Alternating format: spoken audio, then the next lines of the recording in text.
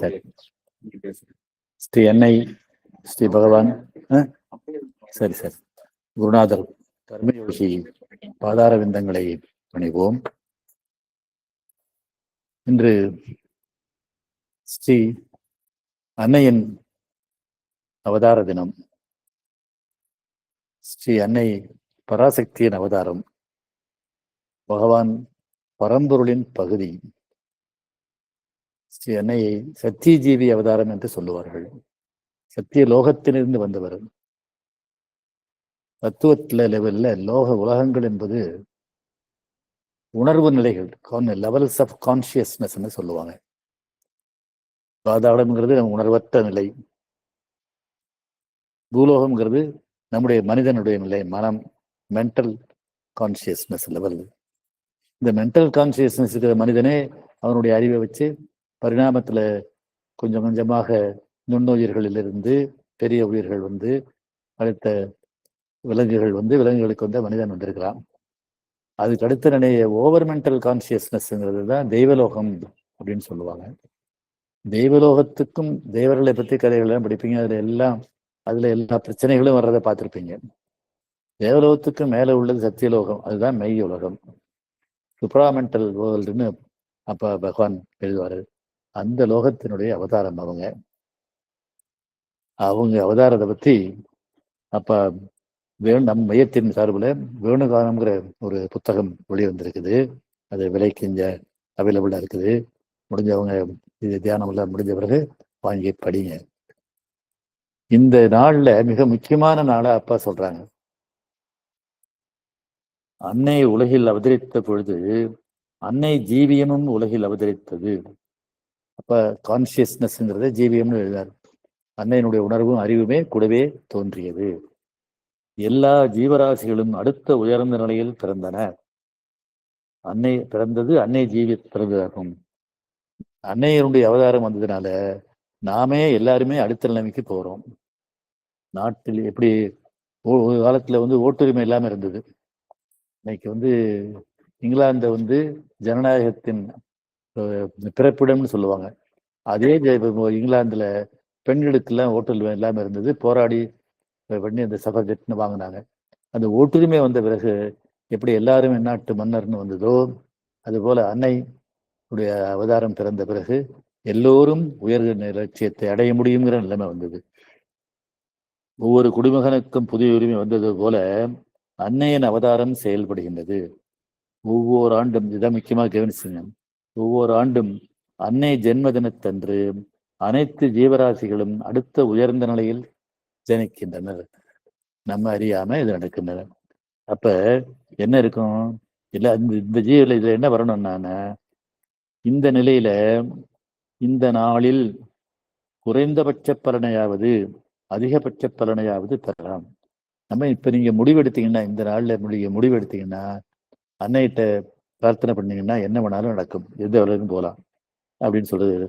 எதை பெறுகிறோம் என்பது நாம் நிர்ணயிக்க வேண்டும். இத்தனை உதாரணமா சொல்ல, 8,000 சம்பாதிக்கிறவர் வந்து 10,000 சம்பாதிக்கணும்னு நினைக்கலாம், 25,000 சம்பாதிக்கிறவர் நினைக்கலாம். உச்சகட்டத்துல எந்த பிரார்த்தனை செஞ்சாலும் லட்சம் சம்பாதிக்கணும்னு நினைக்கலாம், எதுவும் நடக்கும். இது அப்பா திருப்பி திருப்பி எழுதிட்டு வராங்க. அன்னை அன்பர்கள் வந்து நினைத்தால் இது நினைக்கிறாங்க. 100 கோடின்னே ஒரு நூல் இருக்கு, நம்ம மையத்தின் மூலமாக அது வெளிவந்தது. அது இப்போ அது சும்மா அப்பா அங்கதான் காப்பிகள் இருக்கு, இங்க காப்பி இல்லை. 100 கோடியும் வர முடியும், இங்க உள்ள போய் தட்டு எடுக்கணும். அதனால குறைந்தபட்சம் என்ன உச்சகட்டத்தில் சத்திய ஜீவியமும் குறைந்த கட்சத்தில் பிரார்த்தனை பலிப்பதாக கொண்டால், குறைந்தபட்ச நிலையில் இருக்கு சத்திய ஜீவியம் பலிப்பதுன்னா என்ன, சாதாரணமா இருக்கவங்களுக்கு என்ன, அவங்க நினைச்சது நடக்கும். அதுக்கு ஒரு உதாரணம் அப்பா பறைமுறை எழுதியிருக்கிறார். வறுமையான ஆசாரணமான ஒரு வீட்டில் வரன் என வராத பொழுது வயது வைந்த இரு பெண்களுக்கும் பிரார்த்தனையால் வரன் வருகிறது. தூய மனமுடையவர், பரந்த தியாகம் உள்ளவர், சத்திய ஜீவியத்தை எட்டுகிறது. அதனால என்ன, வரன் முடிகிறது, செலவை பிள்ளை வேட்டார் ஏற்கின்றனர், இரு பெண்களுக்கும் திருமணமும் பையனுக்கு உபநயமனும் நடக்கின்றது. இதை பத்தி அப்பா ஒரு கட்டுரை படிச்சிருக்காரு, நம்ம இதை பேசியிருக்கிறோம். அதுபோல இப்ப என்ன நடக்கும், தூய்மை வேண்டும், பிரார்த்தனை பலிக்கும், மனத்தின் உயர்வுக்கு ஏற்ப அன்னையின் உயர்வு செயல்படும். ரொம்ப முக்கியம். திருப்பி திருப்பி நான் ஒவ்வொரு முறையும் சொல்றனால, அன்னைகிட்ட வந்த பிறகு அன்னையினுடைய அருள் குணங்களுக்கு நம்ம வரணும். கொஞ்சம் கொஞ்சம் பரிணாமம். மனிதன் தெய்வமாகும் பாதை. தெய்வமாகும் போது மனிதனுடைய போட்டி, பொறாமை, பேராசை, எரிச்சல், கோபம் இதெல்லாம் வைத்திருக்க முடியாது. அன்னையினுடைய வெளிவட்டத்தில் இருக்கின்ற உயர்ந்த குணங்கள், நிதானம் போன்ற உயர்ந்த குணங்கள் எல்லாம் செயல்பட வேண்டும். நம்ம அது மாதிரி கொஞ்சம் கொஞ்சமா நம்ம வளர வளர நம்ம அன்னையிட்ட வளர்ச்சியும் வரும். அதனால பலன் நம் நிலைக்காகவும் நம் தூய்மைக்காகவும் அமையும். உச்சகட்ட பலனும் உச்சகட்ட உயர்வும் சேரலாம் என நடைமுறையில் காண்பதில்லை. இருக்கக்கூடாதுன்னு உச்சகட்டம் போகலாம். எந்த வகை பலனும் அன்னைகிட்ட கிடைக்கும். தெளிவா இருக்குல்லப்ப மோகன் கேக்குதுல? சரியா இருக்கு. கிடைக்கிறதுனால ஒரு 1000 ரூபாய் சம்பளம் வாங்கினவருக்கு 20,000 சம்பளம் வரலாம். எப்படி இது நம்ம தொகையை நம்ம நிர்ணயிக்குன்னு சொல்றாரு. அன்பர்கள் அதிர்ஷ்டம், அருள், பேரருள் பெறலாம். அதிர்ஷ்டத்தை மட்டும் விவரிக்கிறேன். என்ன வேணாலும் நடக்கும். மனத்தன்மை உயர்வுக்கு ஏற்ப அருள் செயல்படும். நம்ம அதுக்கு மனதில் உரிமை இருக்கிறோம். அது எப்படிங்கிறத சொல்றாரு அவரு. என்ன நம்மளே நிர்ணயித்துக் கொள்றான். இதை கவனமாக கேட்டுக்குங்க. நீங்க இன்னைக்கு நீங்க இருக்கிற நிலையில இருந்து உயர்ந்த நிலைக்கு போகணுங்கிற ஒரு முடிவு எடுங்க. அந்த முடிவை எடுத்து எந்த நிலைமைக்கு போகணுங்கிறத நீங்க நிர்ணயித்துக் கொள்ளுங்க. தொகையை நிர்ணயிப்பது, காலத்தை குறிப்பிடுவது. இத்தனை காலத்துக்குள்ள நான் இது பண்ணணும்னு நினைக்கிறேன். அங்கே குறிப்பிடுவது. சரி, என்ன செய்யறது? எப்படி நினைக்கிறது? நம் மனநிலையை அறிவது, அன்னையின் பல நிலைகளை அறிவது, அழைப்பு, பிரார்த்தனை, சமர்ப்பணம். இது மூலமா அன்னையை அழைக்கிறது. அன்னையிட்ட நம்ம பிரார்த்தனை பண்ணணும். அன்னையை அழைத்தல். அருளமுதம்ங்கிற புக்கில் உள்ளிருந்து எழுதும் அழைப்புன்னு கட்டுரை இருக்கு. அருளமுதம் வச்சிருக்கவங்க அதை படிச்சு பாருங்க. அப்புறம் அதுக்கப்புறம் அழைப்பு பூர்த்தியாகும் நிபந்தனை என்ன, அது பின்னாடி சொல்றாரு அவரு. பூர்த்தியாக சுருக்கமான வழி என்ன, அடிப்படை நிபந்தனை என்னன்ட்டு. தொகை நம் வாழ்வு நிலை, சமூக நிலைக்கு ஏற்ப நம் மனம் பலிக்கும் என நம்பும் தொகை நம் அதிர்ஷ்டத்திற்கு உரிய தொகையாகும். இப்ப அவங்க நிலைக்கு தகுந்தாப்புல இந்த நிலை இப்ப நம்ம ஒரு நிலையில இருக்கிறோம், இதுக்கு அடுத்த நிலைக்கு போகணுங்கிறத உங்களுடைய நிலைக்கு தகுந்தாப்புல நிர்ணயம் பண்ணிக்கங்க அப்படின்னு சொல்றாரு. உதாரணமாக 8,000 சம்பாதிப்பவர் 8 லட்சம் ரூபாயாகவும், 8 கோடி முதலாளி 80 கோடியாகவும் செய்யலாம். 8,000 சம்பாதிக்கிற 8 கோடி வரணும்னு நினைச்சாக்கா அது பொருத்தம் இல்லாம இருக்காது. அவருடைய திறமைக்கு இருக்கும். இப்படி காலம் எவ்வளவு நாளும் அது காலம் நிர்ணயிக்கிறதுக்கு இத்தனை வருஷத்துக்குள்ள செய்யணும், நம்மளே நிர்ணயிக்கலாம்னு சொல்றாரு. மனநிலை மீண்டும் சொன்ன சூழ்நிலையில் இந்த நிபந்தனைகள் அதிர்ஷ்டம் எவருக்கு, அதுக்கு முக்கியமான ஒரு நிபந்தனை அப்பா எல்லாத்துக்கும் சொல்றது. எல்லாருக்கும் நமக்கு அதிர்ஷ்டம் வரும்னு, எல்லாருக்கும் அதிர்ஷ்டம் வரும்னு நினைக்கிறது. அன்பு அமிர்தமாகி அபரிமிதமாக அதிர்ஷ்டமாகும் அழைப்புங்கிற நூல்ல இதை எழுதுறாரு. நல்லெண்ணம்னு சொல்லி, எனக்கு அதிர்ஷ்டம் வரும் முன் எல்லாருக்கும் அதிர்ஷ்டம் வரணும், நல்லெண்ணம் வரணும் சொல்லிட்டு அங்கேயே என்ன எழுதுவாரு, மற்றவங்களுக்கு வரும்போது அன்னை அன்பரை விட்டுட்டு வர முடியாது, அதனால அன்னை அன்பருக்கு தானாகவே சேர்ந்து வரும்னு சொல்றாரு. இப்ப இதை செய்யற முறையை அழைப்பு, பிரார்த்தனை, சமர்ப்பணம்ங்கிற ஒரு முறை. அன்னையேங்கிற அழைக்கிறது. பிரார்த்தனைங்கிறது அன்னையே என்னது வேணும்னு அன்னையை கேட்கறது. சமர்ப்பணம்ங்கிறது அன்னையிட்டு பொறுப்பை விட்டுடுறது. ஒன்னுக்கு வித்தியாசம் இருக்குது. அழைப்பு அன்னையை செயல்பட வைக்கும், அன்னையை நம்ம வாழ்க்கையில கொண்டு வரும். பிரார்த்தனை என்னது வேணும்னு கேட்கிறோம். சமர்ப்பணம்ங்கிறது, சமர்ப்பணமும் சரணாகதி தான் அரவிந்த யோகத்தின் அடிப்படைகள். பொறுப்பு அன்னையிட்ட ஒப்படைக்கிறோம். நான் இதுக்கு பல முறை ஒரு கதை சொல்லியிருக்கிறேன். ஒரு இவன் கேட்டாங்க, பிச்சைக்காரன் மண் சட்டி பிச்சை எடுத்துக்கிட்டு இருந்தான். அவனை இவனுக்கு இப்போ 1,00,000 பவுன் கிடைச்சா என்ன பண்ணுவேன்னு கேட்டானா, இந்த மண் சட்டியை தூக்கிட்டு பொன் சட்டி வாங்கிடுவேன்னு சொன்னானா. ஏன்னா அவன் நிலையை தாண்டி அவனால நினைக்க முடியல. மறுபடியும் பிச்சையை விட்டுட்டு போவோம்னு நினைக்கல. அது மாதிரி நம்முடைய மனத்தை வச்சு நம்ம நிலையை நிர்ணயிக்கிறதா. அதனால அப்படி இல்லாம சமர்ப்பணம்னு அன்னையிட்ட கொடுத்துட்டோம்னா அன்னை நிர்ணயிப்பாரு. அன்னையினுடைய இந்த அவ்வளவு பெரிய சக்தி ஆகிறதுனால அவங்க நிர்ணயிப்பாரு. இதை எப்படி பூர்த்தியாகும்? அகச்சூழல் புறச்சூழல் கூடி வரும் அறிகுறிகளை காட்ட வேண்டும். நம்ம பிரார்த்தனை படிக்க போகுதுங்கிறத சூழல்ல தெரியும், நம்ம வாழ்க்கையில தெரியும். பூர்த்தியாக சுருக்கமான வழி அதான் நான் முதலே சொன்னது. நமக்கு அதிர்ஷ்டம் வருமுன் அடுத்தவர் ஒருவருக்கு வர மனம் விழைவது. இந்த பரந்த மனப்பான்மை வரும் பொழுது, பிறருக்காக நம்ம நினைக்கும் போது, நம்ம அன்னைகிட்ட நாம அதுக்குள்ள அடங்கி போயிடுறோம். நமக்கு முதல்ல வந்துடும். அப்புறம் மனம் தூய்மையாக இருக்க வேண்டும். மனதுல போட்டி, பொறாமை, பேராசை எதுவும் இருக்கக்கூடாது. நல்ல எண்ணங்கள் விடதான் இருக்கணும். மேற்சொன்னவை குறைவர இருந்தால் அதிர்ஷ்டம் பெறும் முடிவை எடுக்க வேண்டும்.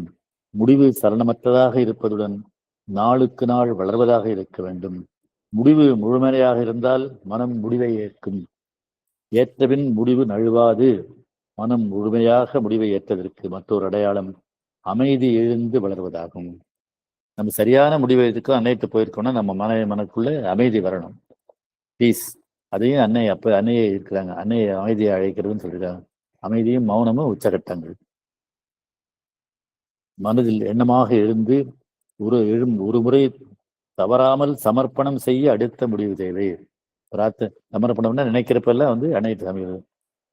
என்று ஒரு முறை தவறாமல் சமர்ப்பணம் கலிக்கிறதோ அன்ற தொகை நம்மை அடையும்னு சொல்றாரு. மறுபடியும் சில நிபந்தனை சொல்றாரு. சந்தேகம் என்று எழக்கூடாது. எழுந்தால் மீண்டும் நடக்குமா நடக்காதா அப்படின்னு சந்தேகம் வரக்கூடாது. அது ரொம்ப முக்கியம். அசைக்க முடியாத நம்பிக்கை இருக்கணும். ஃபெய்த். இது நான் சொல்லியிருக்கிறேன். பைபிள்ல ஜீசஸ்கிட்ட ஒருத்தர் ஒரு குஷ்டரோகி என்னுடைய குஷ்டரோகத்தை நீங்க குணப்படுத்துனா நான் குணப்படுத்துவேன், நீ நம்புறியா அப்படின்னு கேட்கிறாரு. அவர் குணப்படுத்துறாரு. நம்பிக்கை அசைக்க மனித மனம் அதுக்கு சந்தேகம் வரும்.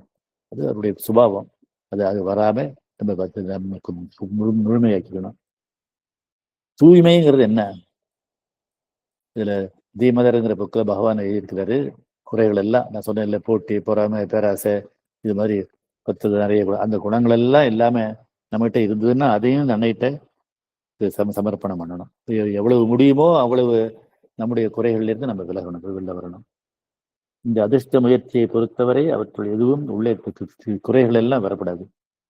இந்த மதர் பெயரை திருப்பி திருப்பி சொல்றது அழைப்பு தான். மதர் என்பது ராமஜெயம் போல் எழுதுவது உடலுக்குரிய முறை. சில அது செய்வான், அந்த நாளில் எழுதுகிற பழக்கம் உண்டு. மதர் என்பது உணர்வுக்குரிய முறை, உயிருக்களால் செய்வது. மனத்தால் மதர் என்பது மனதிற்கு உரியது. மனம் மௌனமாகி தானே மதர் என்ற சொல் உள்ளே எழுவது ஆன்மாவுக்குரிய முறை. இதுதான் உள்ளிருந்து எழும் அருளமுதங்கிற புக்கில் உள்ளிருந்து எழும் அழைப்புங்கிற கட்டுரையில் எழுதியிருக்கிறாரு. அதிர்ஷ்டத்தை நாடும் மனம் தானே அதை மறந்து, அதிர்ஷ்டத்தை மறந்து அன்னை ஞாபகம் வரணும். அன்னைகிட்ட போயினா அப்ப அன்னை அதிர்ஷ்டம் தானா வந்துடும். அதனால நாடுவது சத்திய ஜீவியத்திற்கு முறை. சமர்ப்பணமும் சத்திய ஜீவிய முறையாகும். எனக்கு ஒரு கண் போனாலும் அடுத்தவனுக்கு 2 கண் போக வேண்டும் என்று மனிதவன் நினைக்கும். அப்படி இல்லாம எனக்கு வருமுன் அதிர்ஷ்டம் அடுத்தவருக்கு வர வேண்டும் என்ற மனநிலை அது அன்னைக்குரிய மனநிலை. அதை பயன்படுத்தினாக்கா நிச்சயமாக நம்ம அதிர்ஷ்டம் நடக்கும். சூழல், மனம், புறம் நம் மனநலத்தை பிரதிபலிக்கும். அது சுட்டி காட்டுவதை மனமேற்று அதற்கு ஏற்ப மாற முன் வருதல் அவசியம். மனதுல சுயநலமான எண்ணங்கள், தீய எண்ணங்கள் இது எல்லாமே பார்த்துக்கணும். அது அகமும் புறமும் அழகாக அமைதியாக இருப்பது தூய்மைக்குரிய உதாரணம். அருளை நாடினால் அதிர்ஷ்டம் அதற்கு உட்பட்டது தானே வரும். அன்பை வெளிப்படுத்தினால் அருள் நம்மிடம் வரும். எல்லார்ட்டையும் அன்பு செலுத்துறது இந்த டிவைன், அதான் டிவைன் லவ். அதை வெளிப்படுத்தினா அனைத்து பேர்கிட்ட யார்கிட்ட மேலேயும் எதிர்ப்பு, பொறாமை, பேசியது இல்லாம அன்பை வெளிப்படுத்தினா அங்க அருள் தானே வரும். அன்பு டிவைனன் என்பது அழகான பழக்கம் மட்டுமன்று, நல்ல சொல் மட்டுமன்று, நம்மை போல் பிறரை கருதுவது மட்டுமன்று, நம்மை மீறி எழுவது, அனைவரையும் அனைத்தையும் நாடுவது, பலன் எதிர்பாராதது, கொடுக்காமல் இருக்க முடியாதது அன்பு. அந்த அன்பு நம்மகிட்ட தோன்றுனா நிச்சயமாக நாம் அடுத்தது நடக்கும். இன்றைய அன்னை பிறந்த நாள்ல இப்ப சொல்றதுனால அன்னை நம்மளும் எல்லாரையாம அடுத்த நிலைமைக்கு போறோம். அதை பயன்படுத்திக்குவோம். அடுத்த நிலைக்கு போகணுங்கிறத சொல்லி அன்னையை பிரார்த்தனை பண்ணுங்க. அதற்குரிய முறைகளையும் பின்பற்றுங்க. மிகச் சிறப்பாக எல்லாம் நடக்கும். அடுத்து இன்றைய சிறப்பு சொற்பொழிவு திரு கும்பகோணம் தியானமைய ரத்னவேல் அவர்கள். மிக சிறப்பாக பேசுபவர்கள். எனக்கு எவ்வளவா பேச தெரியாது. எனக்கு புரிய வைக்கிற மாதிரியும் நினைவோடையும் நம்மோட கலந்து அவர் பேசுவார். அவர் வந்து பொய்மையின் ஆதாரங்களும் அதை முறியடிக்கும் வழிகளும் அப்படிங்கிற தலைப்புல பேசுறாரு. ரொம்ப முக்கியமான தலைப்பு. நமக்கு வாழ்க்கையில அன்னை வந்து நான் முதலே சொன்னேன், சத்திய லோக அவதாரம், உண்மை. சத்திய ஜீவியம் அல்லது சூப்பர் மைண்ட், அதிமனம் அப்படின்னு சொல்றது மெய்தான், ட்ரூத் கான்சியஸ்னஸ். வள்ளுவர் திருக்குறள்ல மெய் உணர்வுன்னு சொல்லுவாரு. இந்த ட்ரூத் கான்சியஸ்னஸ் தான் சத்தியம், உண்மை. பொய்யே நுழைய முடியாதது. ஆனா நம்ம வாழ்க்கையில நமக்கு பொய் எது மெய் எதுன்னு தெரியாது. அதனால பொய்மைக்கு என்ன எப்படிலாம் வருது, ஃபால்ஸ்ஹுட்னு பகவான் எழுதுவார். இந்த பொய்மைகள்லாம் எப்படி வருது, அதை எப்படி முறியடிச்சு நம்ம மெய்மைக்கு போவது, அதாவது அன்னைகிட்ட போறது. இப்ப முதல்ல சொன்ன அந்த அன்னையின் அதிர்ஷ்டத்தை பெறுவதற்குரிய வழிகள் என்ன அப்படிங்கிறத பேசுமாறு திரு கும்பகோணம் தியானமைய திரு ரத்னவேரை அவர்களை அழைக்கின்றேன்.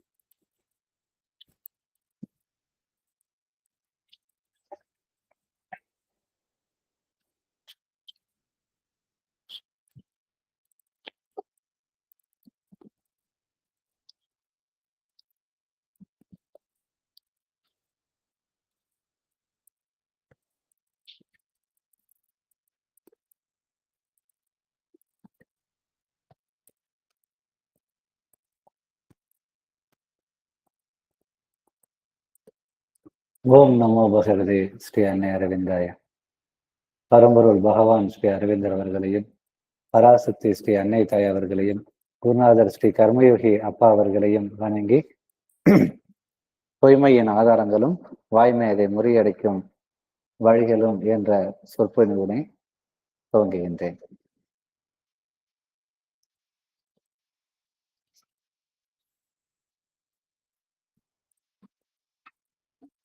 ஸ்ரீ அன்னை அவர்கள் உண்மையை பற்றி கூறுகின்ற பொழுது, ஒருவர் ஆன்மீக வாழ்விற்கு தன்னை தயார்படுத்திக் கொள்ள வேண்டுமானால் அவர் வளர்த்து கொள்ள வேண்டிய அடிப்படைகளில் ஒன்று உண்மை என்று கூறுகிறார். அதாவது ஆன்மீகத்திற்கு அடிப்படை எது, உண்மைதான் அப்படின்னு சொல்றாங்க. இப்ப சார் சொன்ன மாதிரி, ஏன்னா மதர் உண்மை சத்திய லோகத்திலிருந்து வந்ததுனால, சத்திய லோகத்திலிருந்து வந்ததுனால அன்னையோட அருள் செயல்படுறதற்கு நமக்கு என்ன தேவை, உண்மை இருக்கணும். உண்மை இருந்தாதான் அன்னையுடைய அருள் செயல்படும். ஆன்மீகத்திற்கு, அன்னை சொல்லக்கூடிய ஆன்மீகத்திற்கு அடிப்படையே இந்த உண்மைதான் அப்படின்னு சொல்றாங்க. இங்க உண்மை என்பதை நாம எப்படி புரிஞ்சுக்கணும்? இப்ப உண்மைனா எதுன்னு நீங்க நினைக்கிறீங்க? வாய்மைனா உண்மைன்னு சொல்றோம். உண்மைனா எது? உண்மைனா பொய் சொல்லாம இருக்கிறது. வாயால் நம்ம பொய் சொல்லாம உண்மையை மட்டும் பேசுறதுதான் உண்மை அப்படின்னு நம்ம நினைச்சிட்டு இருக்கிறோம். ஆனா அது மட்டும் உண்மை கிடையாது. அதுவும் உண்மைதான். எது? வாயால் பொய் சொல்லாமல் உண்மை பேசுவது உண்மைதான். ஆனா அது மட்டும் உண்மை கிடையாது. உண்மை என்பதற்கு ஸ்ரீ அன்னை அவர்கள் வழங்குகின்ற விளக்கம், உண்மையை மட்டும் பேசுதல், நேர்மை, சின்சியாரிட்டி, கடமையை செய்தல் என்று பொருள் கொள்ள வேண்டும் அப்படின்னு சொல்றாங்க. அதாவது உண்மைன்னா உண்மை பேசுறது, நேர்மையா இருக்கிறது, சின்சியாரிட்டியா இருக்கிறது, கடமையை செய்யறது, இது எல்லாமே எதுலதான் வரும்? உண்மையில தான் வரும். நான் உண்மையை பேசிட்டு கடமையை செய்யலைன்னா அது என்ன கிடையாது? உண்மை கிடையாது. நான் உண்மையை தான் பேசுவேன், பொய் பேச மாட்டேன்னு சொல்லிட்டு நான் சின்சியரா இல்லாம நேர்மையா இல்லாம இருந்தேன்னா அது உண்மை கிடையாது. உண்மைன்னா வாயாலையும் நம்ம உண்மையை தான் பேசணும், பொய் பேசக்கூடாது, நேர்மையா இருக்கணும், சின்சியரா இருக்கணும், நம்மளுடைய கடமையை சரிவர செய்யணும். இதெல்லாம் சேர்ந்ததுதான் உண்மை. இப்ப நீங்க அந்த நம்ம மைண்ட்ல நம்ம அனைவரும் உண்மைனா இதுதாங்கிறத ஃபர்ஸ்ட் நம்ம அதை புரிஞ்சுக்கணும்.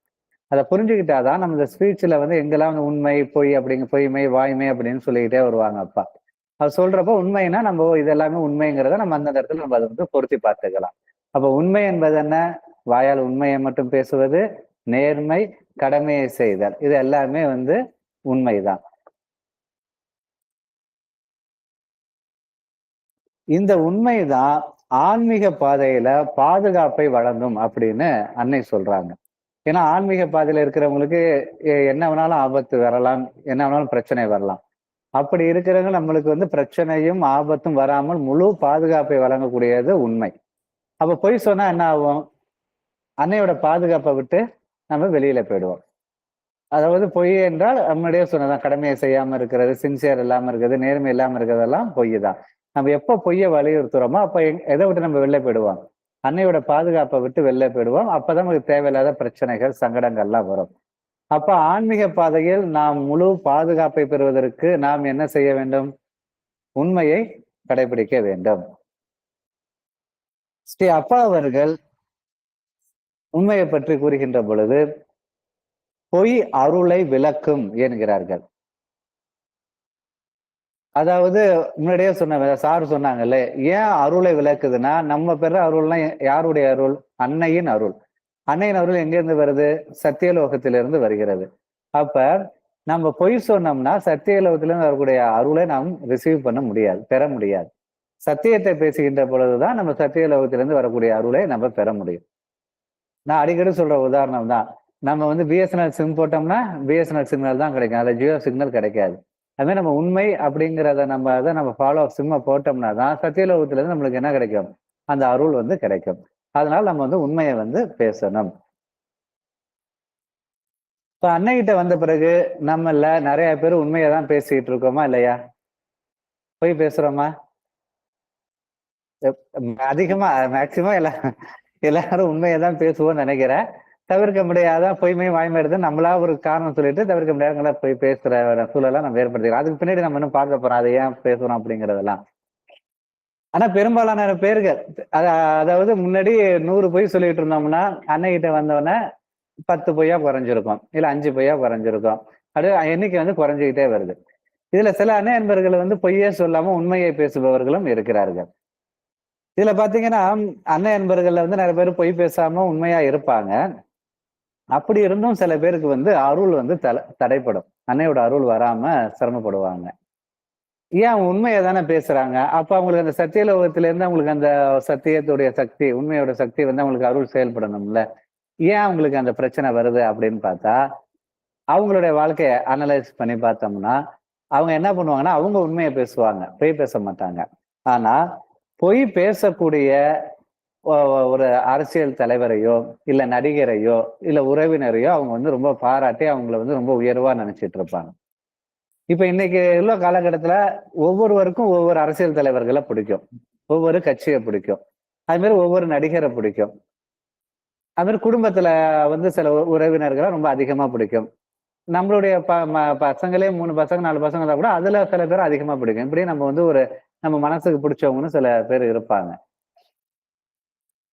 இதுல இந்த நம்ம பொய் சொல்லலைன்னா கூட பொய்யை ஆதரிக்கக்கூடிய, பொய்யாக இருக்கக்கூடிய ஒரு அரசியல்வாதி மேல நம்ம அதிக பற்று வச்சிருக்கிறோம், இல்ல அவங்கள நம்ம ஃபாலோ பண்றோம் அப்படின்னா நமக்கு என்ன வராது? அன்னையிடம் அருள் வராது. ஏன்? அன்னையிடம் உண்மைதான் இருக்குங்கிறதுனால, நம்ம பொய்யோட கான்டாக்ட் வச்சிருக்கிறதுனால சத்தியலோகத்தோட இருந்து வரக்கூடிய அந்த உண்மைக்கு அந்த அருள் வராம தடைப்படும். அதே மாதிரி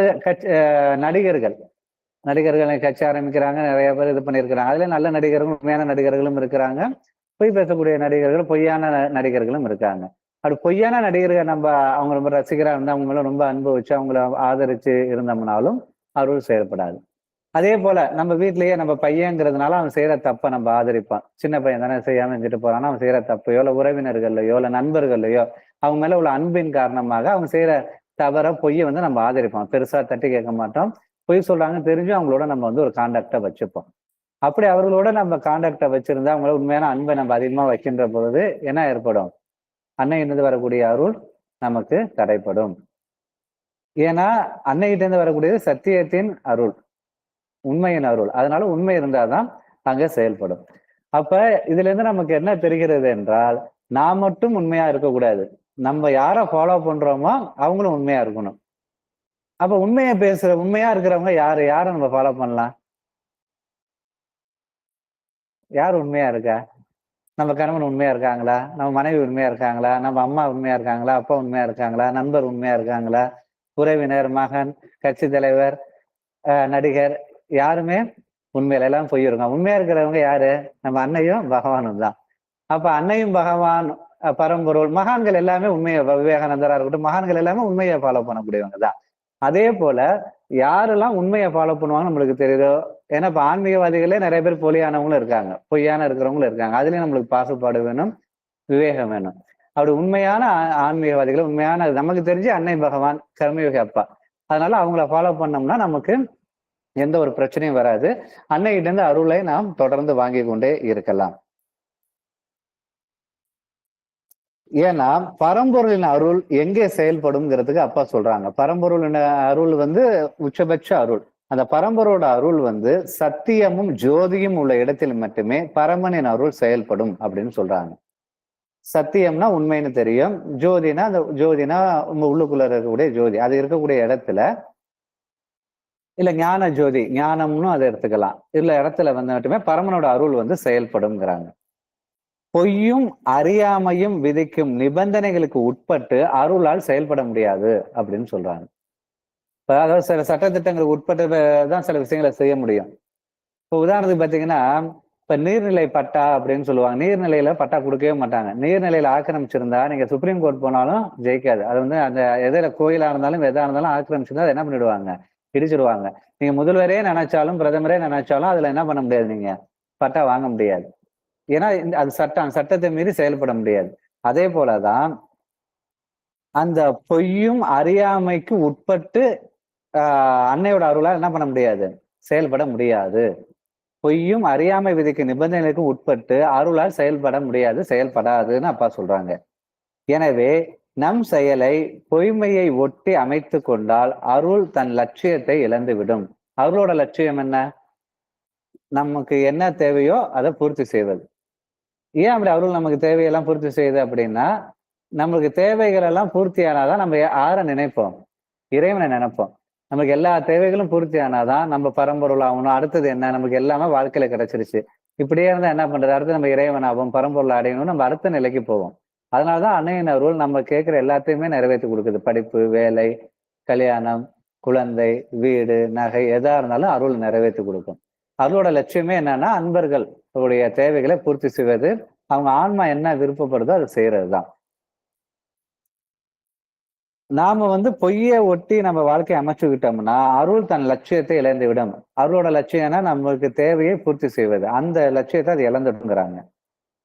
பொய்யை அழித்து மெய்யை நிலைநாட்ட வேண்டிய அருள் பொய்யின் அழைப்பை எப்படி ஏற்றுக்கொள்ள முடியும்னு அப்பா நம்மள கேள்வி கேட்கிறாங்க. அதாவது அருள் வரதே எதுக்குதான், இந்த உலகத்திலிருந்து அன்னையோட அருள் எதுக்கு வருதுன்னா, அவங்க அவதாரம் எடுத்தது என்னன்னா, இந்த உலகத்திலிருந்து பொய்யை அழிக்கணும், மெய்ய உண்மையை நிலைநாட்டணுங்கிறதுக்காகத்தான் அவங்க வந்து என்ன பண்ணியிருக்காங்க, அவதாரமே எடுத்திருக்காங்க. அதாவது நம்ம எல்லாம் இங்க மாயையில இருக்கோம், நம்ம எல்லாரும் இறைவன் ஆகணும் அப்படிங்கிறதுனால நம்மளோட அடுத்த பரிணாமம், அதாவது குரங்குல இருந்து மனுஷன் வந்துட்டோம். மனுஷனோட அடுத்த பரிணாமம் தான் சத்திய ஜீவனா வருது. அது லேட் ஆகுதுங்கிறதுக்காக தான் மதுரும் பகவானும் அவதாரமா, பரம்பொருளே அவதாரமா வந்து நமக்கு வந்தாங்க. அப்ப அந்த பொய்யை அழித்து மெய்யை நிலைநாட்ட வேண்டிய அருள் பொய்யின் அழைப்பை எப்படி ஏற்றுக்கொள்ள முடியும்னு அப்ப நம்மளை கேள்வி கேட்கிறாங்க. அப்ப நம்மள்ட்ட பொய்யான அழைப்போ இல்ல பொய்யோ இருந்துச்சுன்னா அருளால் அதை ஏற்றுக்கொள்ளாது. பொய்மை அருளின் செயலை அழித்து விடும். எனவே அருள் செயல்பட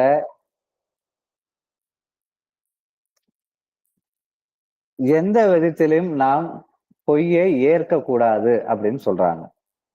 அதாவது பொய்மை அருளின் செயலை அழித்து விடும். அருளோட செயல்பாட்டை பொய்மை வந்து நிறுத்திடும், அதை செயல்பட விடாம செஞ்சிடும். அதனாலதான் அந்த அருள் நம்ம செயல்படணும்னா அதுக்கு நம்ம வழி விடணும். என்ன பண்ணணும்னா எந்த வடிவத்திலும் நம்ம பொய்யை ஏற்கக்கூடாதுன்னு சொல்றாங்க. எந்த வடிவத்திலும்னா என்ன, நம்மளும் பொய் பேசக்கூடாது, செய்யற செயல்கள்ல உண்மையா இருக்கணும், கடமையை கரெக்டா செய்யணும், நேர்மையா இருக்கணும். அதே போல பொய்யை ஏற்றவர்களை நம்ம என்ன பண்ணக்கூடாது, ஆதரிக்க கூடாது. அது கட்சி தலைவராக இருந்தாலும் சரி, நடிகராக இருந்தாலும் சரி, இல்ல யாராக இருந்தாலும் சரி, பொய்யை ஏற்றவர்களை ஏற்கக்கூடாது. ஸ்ரீ அன்னை அவர்கள் என்ன சொல்றாங்கன்னு பாத்தீங்கன்னா, இப்பொழுது மனிதன் பொய் கூறுவது போல் உலக வரலாற்றிலேயே இந்த அளவுக்கு வேறு எப்பொழுதும் அவன் பொய் கூறியது இல்லை அப்படின்னு சொல்றாங்க. அந்த அளவுக்கு வந்து மனிதனை வந்து அதிகமா இப்ப பொய் சொல்லிட்டு இருக்கான். இப்ப நமக்கே ஒரு கேள்வி எழும், இன்றைய யதார்த்த உலகுல வந்து நம்ம எப்படி வந்து பொய் சொல்லாம இருக்க முடியுது, சுத்தி உள்ளவங்க எல்லாரும் பொய் தானே பேசிட்டு இருக்கிறாங்க, அண்ணன் நண்பர்களாக நம்ம மட்டும் எப்படி உண்மையை மட்டும் பேச முடியும் அப்படின்னு ஒரு கேள்வி எழலாம். இப்ப நம்ம அண்ணன் நண்பர்களே கூட சில பேர் வந்து என்ன சொல்லுவாங்க, பொய் பேசுறதையும் நம்ம பார்க்கிறோம், தவிர்க்க முடியாத இடத்துல சில பொய் பேசுறாங்க. ஏன் வந்து மனிதர்கள் வந்து பொய் சொல்றாங்க, எதுக்காக பொய் சொல்றாங்க? சூழ்நிலையை சமாளிக்கிறதுக்காக. சூழ்நிலைன்னா எதே மாதிரியான சூழ்நிலையை சமாளிக்கிறதுக்கு? பெருமைக்காக பொய் சொல்லுவாங்க. வேற எதுக்காக பொய் சொல்லுவாங்க? நம்ம ஏதோ ஒரு பிரச்சனையில இருந்து தப்பிப்பதற்காக பொய் சொல்லுவாங்க.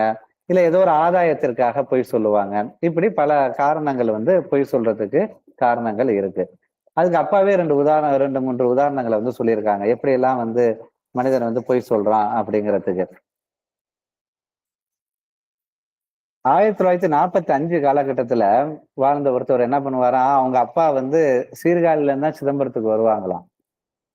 அதான் அவங்க மகன் என்ன சொல்லுவாராம், அவர் எங்க அப்பா பெங்களூர்ல இருந்து வராரு அப்படின்னு சொல்லுவாங்களாம். ஏன்னா 1945ல பெங்களூர் போறதுங்கிறது எல்லாராலையும் போக முடியாது. முக்கியமான பிரமுகர்களா இருந்தாதான் பெங்களூர்லாம் போவாங்க. அதனால தன்னுடைய அப்பா ஒரு முக்கியமான பிரமுகர் அப்படின்னு காட்டிக்கொள்ளணும் அப்படிங்கிறதுக்காக பெருமைக்காக என்ன பண்ணுவாங்க, பொய் சொல்லுவாராம். அந்த நண்பர் சொன்னாங்களா, அது மாதிரி பெருமைக்காக பொய் சொல்றது. அதே நம்மளும் வாழ்க்கையில எங்கேயாச்சும் அந்த மாதிரி பெருமைக்காக பொய் சொல்லுவோம். அதே போல பாத்தீங்கன்னா ஒரு டாக்ஸில போயிட்டு இருந்தாங்களாம். அந்த டாக்ஸியை போலீஸ் நிறுத்தி சோதனை செய்யறதுக்காக வந்தாங்களாம். அப்ப போலீஸ்காரர் நம்ம பணம் கேட்கறதுக்காக தான் சோதனை செய்ய வராங்க அப்படின்னு தெரிஞ்சுக்கிட்டு அந்த டாக்ஸில இருந்து ஒருத்தர் என்ன பண்ணாரா, இறங்கி போலீஸை பார்த்து கடலூர் எம்எல்ஏ உள்ளார இருக்காரு, டாக்ஸிக்குள்ளார இருக்காரு அப்படின்னு சொன்னாங்களாம். சொன்ன உடனே அவர் போலீஸ் என்ன பண்ணிட்டாரா, போலீஸ் எதுக்காக இது பண்றாங்க, பணத்துக்காக வலிச்சு செக் பண்றாங்க. எதுக்கு பிரச்சனை அப்படின்னா அந்த காரை என்ன பண்ணிட்டாங்களாம், செக் பண்ணாமையே அனுப்பிச்சிட்டாங்களாம். சோதனை செய்யல, பணமும் கேட்கலையா. அப்ப போய் கூறி அவங்களுக்கு ஒரு பிரச்சனையில இருந்து அவங்க என்ன பண்ணிக்கிட்டாங்க, தப்பிச்சுக்கிட்டாங்க. அதே போல பாத்தீங்கன்னா ஒருவர் முக்கியமான இடத்துல இருப்பதனால தன்னைத்தானே குருவா அவர் நினைச்சுக்கிட்டு குரு மாதிரி அவர் பிரகிருதண்டா பண்ணிக்கிட்டு, நம்மளுடைய சொன்னால ஆன்மீகவாதிகள் எல்லாமே உண்மையதான் நம்ம கடைபிடிப்பாங்கன்னு சொல்ல முடியாது. அதுலயும் பொய்யானவங்க போலியானவங்க இருப்பாங்க. இவர் போலியானவர் என்ன பண்ணுவாருன்னா, தாம் படத்தை புத்தகத்துல அட்டைப்படத்துல போட்டுக்கிட்டு தனக்கு பிறந்த நாள் எல்லாம் கொண்டாடிக்கிட்டு கொண்டாடிக்கிட்டு ரொம்ப பிரகிருதண்டா இருப்பாராம் அவரு. அப்படி அவரை பார்க்க வரவங்கள்ட்ட அவர் என்ன சொல்லுவாராம், என்னோட தம்பி வைஸ் சான்சலரா இருக்காரு அப்படின்னு அவர் சொல்லுவாராம். ஆனா உண்மையில பாத்தீங்கன்னா அந்த குருவுக்கு யாரும் இல்ல, தம்பியே கிடையாதான். இல்லாத தம்பியை ஒருத்தர் உருவாக்கி என் தம்பி வைஸ் சான்சலரா இருக்காரு ஒரு பெருமைக்காக ஒரு அந்தஸ்து மதிப்புக்காக அப்படி சொல்லுவாங்களாம்.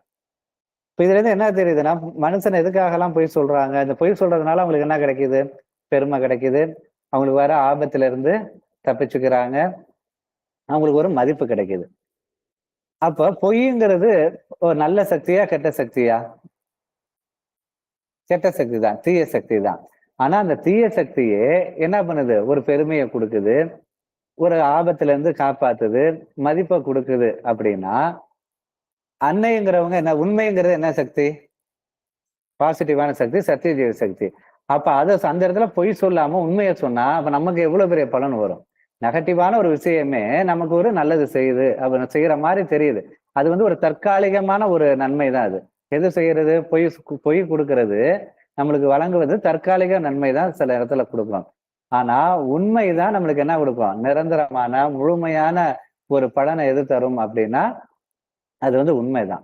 அதாவது நெகட்டிவான ஒரு பொய்யே சில நல்லது செய்யற மாதிரி நமக்கு தோணுகின்ற பொழுது நம்ம அன்னைக்கு உண்மையை தான் பிடிக்கும், பொய் சொல்லக்கூடாதுங்கிறதுனால நம்ம அந்த இடத்துல உண்மையை வலியுறுத்தினோம்னா நமக்கு மிகப்பெரிய ஒரு நல்லது கிடைக்கும். ஏன்னா நெகட்டிவ் ஃபோர்ஸ் ஒரு நல்லது செய்யறப்ப பாசிட்டிவ் ஃபோர்ஸ் கெட்டது செய்யுமா?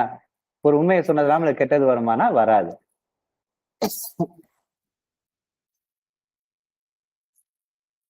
அன்னை அன்பர்கள் பொய் கூறித்தான் நல்லவற்றை பெற வேண்டும் என்பது கிடையாது. உன் மனதில் பொய் சொல்லக்கூடாது, தவறு செய்யக்கூடாது என்ற எண்ணம் உண்மையாக இருந்தால் பொய் சொல்லக்கூடிய சந்தர்ப்பத்தையே நான் உனக்கு கொடுக்க மாட்டேன் என்கிறார் ஸ்ரீ அன்னை அவர்கள். இப்ப நம்ம சொல்றோம்ல, நம்ம எல்லாம் பொய் சொல்றோமா அப்படின்னு கேட்டதுக்கு நம்ம கொஞ்சம் கொஞ்சம் பொய் சொல்றோம் தான் சொல்றோம். ஏன் சொல்றோம் அப்படின்னா நம்ம மனசுல என்ன இல்ல, உண்மையா பொய் பேச மாட்டோம், உண்மையதான் பேசுவாங்கிறத நாம இன்னும் என்ன பண்ணல, உண்மையா ஏத்துக்கல. நாம உண்மையா நம்ம ஏத்துக்கிட்டோம்னா பொய் சொல்லக்கூடிய சந்தர்ப்பமே அன்னை கொடுக்க மாட்டாங்க. நம்ம எப்போ பொய் சொல்லுவோம், நம்மளுக்கு ஆபத்தோட பிரச்சனையே வந்தா தானே பொய் சொல்றோம். நம்ம பொய்யே சொல்லக்கூடாது மாதிரி தானே அன்னையிட உண்மையிலே சமர்ப்பணம் பண்ணி நம்ம உண்மையா வைராகியமா நம்ம இருந்தோம்னா அந்த பொய் சொல்றதுக்கான சந்தர்ப்பமே வராது. சந்தர்ப்பம் வந்தா தான் நம்ம பொய் சொல்ல போறோம். அந்த மாதிரி ஒரு பிரச்சனையோ ஒரு இக்கட்டான சூழ்நிலையோ வாழ்க்கையில வரவே வராதுன்னு மதர் சொல்றாங்க. ஆனா பொய் சொல்லக்கூடாது, தவறு செய்யக்கூடாது என்ற எண்ணம் எப்படி இருக்கணுமா? உண்மையா இருக்கணுமா? பேருக்கு இருக்கக்கூடாது. உண்மையா இருந்துச்சுன்னா பொய் சொல்லக்கூடிய சந்தர்ப்பத்தை வழங்க மாட்டேன் அப்படின்னு அன்னை சொல்றாங்க. ஸ்ரீ அன்னை அவர்கள் மேலும் பொய்மையையும் முறையற்ற வகையில் வரும் வருவாயையும் நம்பி நடத்தும் வாழ்க்கையை விட உண்மையையும் நேர்மையையும் நம்பி நடத்தும் வாழ்க்கை பன்மடங்கு வளமாக இருக்கும் என்று கூறுகிறார். அதாவது லஞ்சம், லாவணியம் இதமையான வருமானம் இல்லாம நேர்மையா உண்மையா நம்ம வந்து சம்பாதிக்கிறதும் அது உண்மைதான். அப்படி வரக்கூடிய பணம் வந்து வளர்ச்சி வந்து அபரிமிதமா இருக்கும் அப்படிங்கிறாங்க. ஏனெனில் உண்மை உள்ள இடத்தில் யார் இருப்பா? அன்னை இருப்பாங்க. அன்னையோட அருள் செயல்படும்.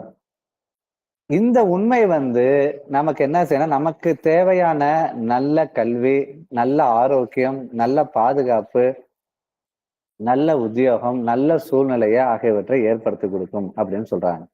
எதுக்காக இங்க நல்ல கல்வி, நல்ல சூழ்நிலை, நல்ல ஆரோக்கியம் அப்படின்னு சொல்றாங்க அப்படின்னா, இப்ப நமக்கு இங்க கேள்வி எழும். அதாவது நேர்மையான முறையில உண்மையா சம்பாதிக்கிறது வந்து அபரிமிதமான வளமா இருக்கும் வாழ்க்கை அப்படின்னு நம்ம சொல்றாங்க.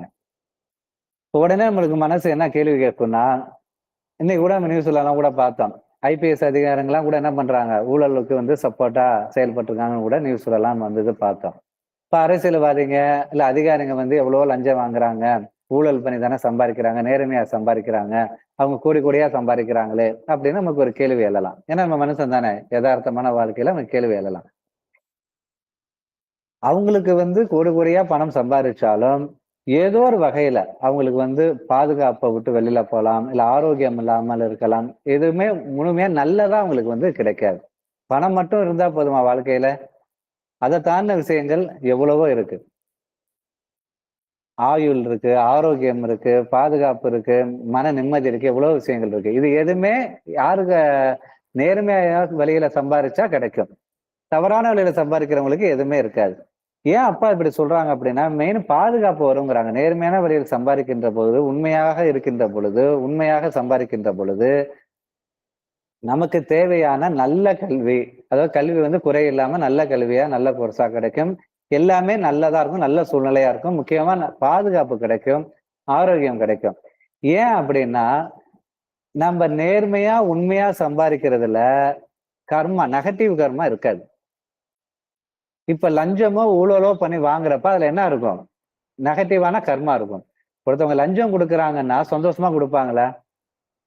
அவங்க வந்து எப்படி பண்ணுவாங்க? அவங்க வந்து மன வருத்தத்தோட, எரிச்சலோட, சாபம் விட்டுக்கிட்டே தான் கொடுப்பாங்க. அந்த பணம் வந்து அது வந்து எல்லாமே இந்த பிரபஞ்சத்துல பதிவாகும் எல்லாமே. அது வந்து திரும்ப என்ன பண்ணும்? அவங்களுக்கு இந்த ஜென்மாலயோ இல்ல அடுத்த ஜென்மாலயோ கண்டிப்பா வந்து அவங்களுக்கு என்ன பண்ணும்? தவறான ஒரு பலனை வந்து கொடுக்கும். ஆனா நேர்மையா சம்பாதிக்கிறப்ப என்ன செய்யும் நமக்கு?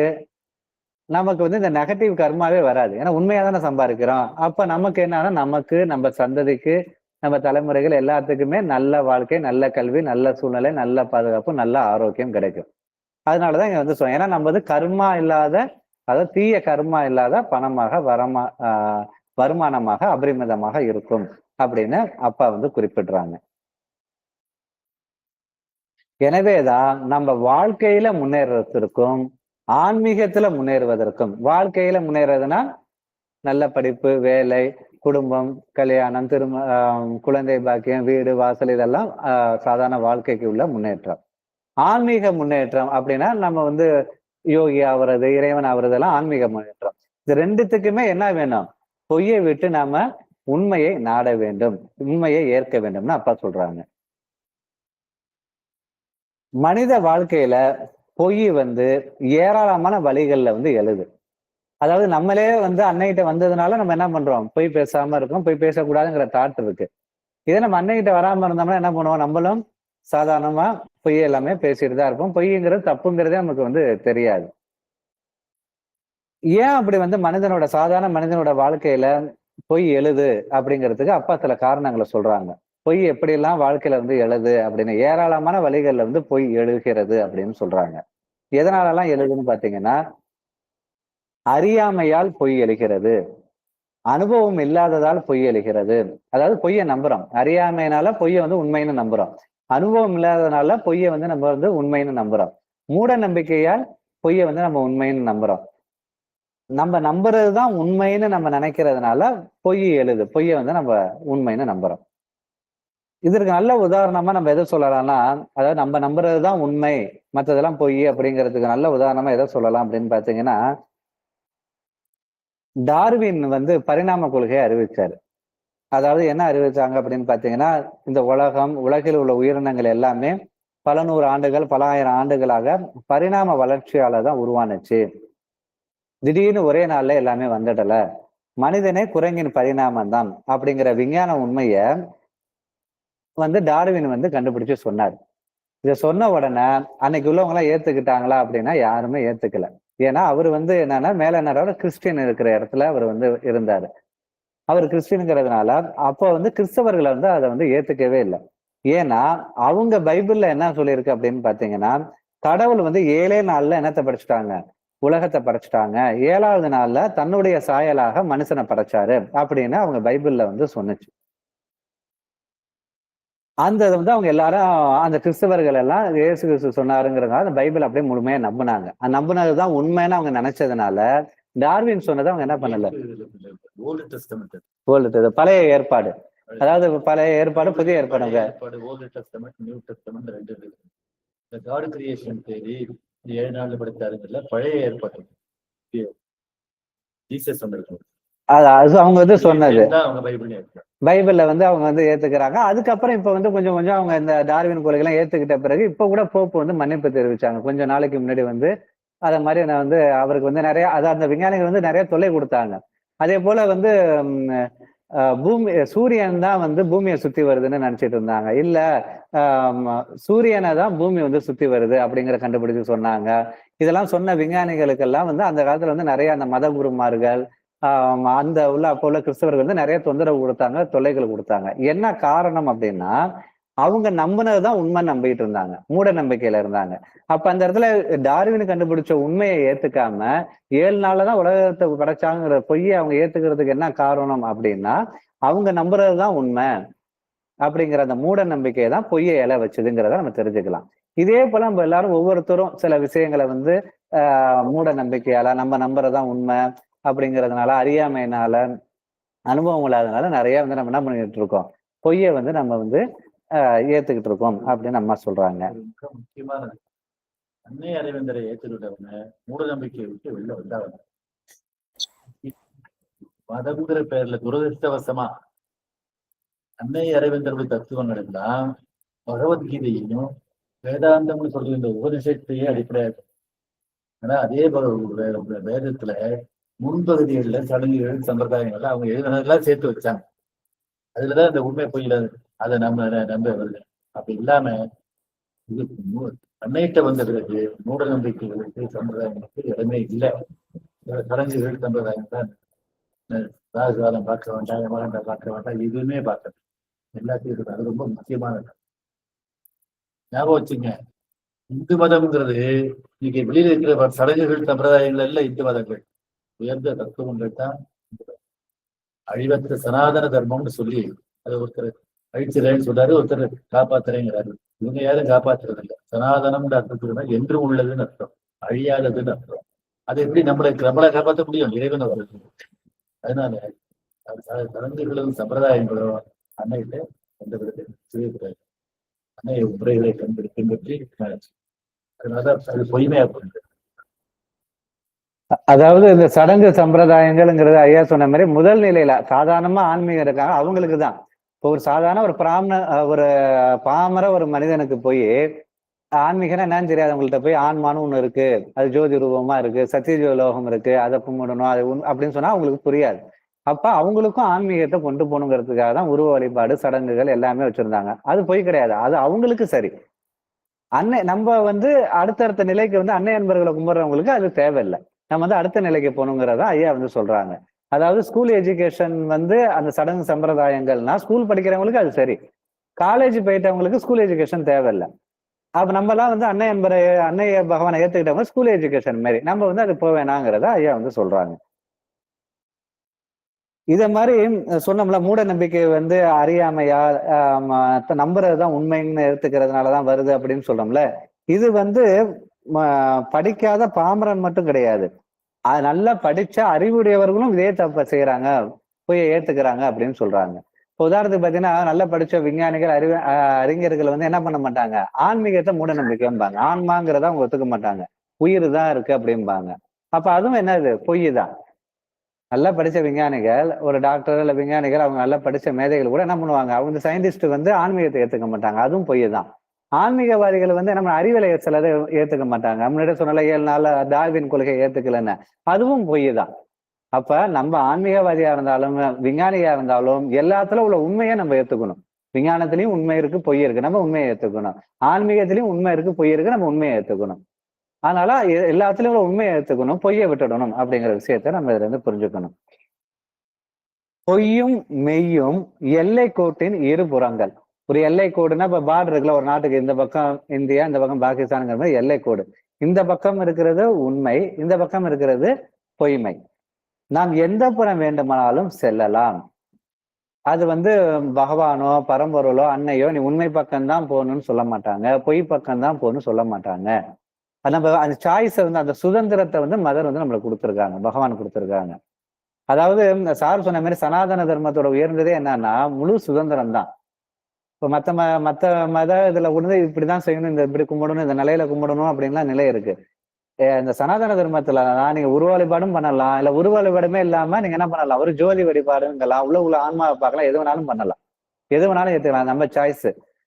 அது சொல்லுவாங்கல்ல, சாணியில பிடிச்சு வச்சும் பிள்ளையாருன்னு கும்பிடலாம், தங்கத்துல பிள்ளையார செஞ்சு வச்சும் அதையும் என்ன பிள்ளையார கும்பிடலாம், எல்லாமே ஒண்ணுதான். அது வந்து சனாதன தர்மத்துக்கு உள்ளது, ஐயா சொன்ன மாதிரி.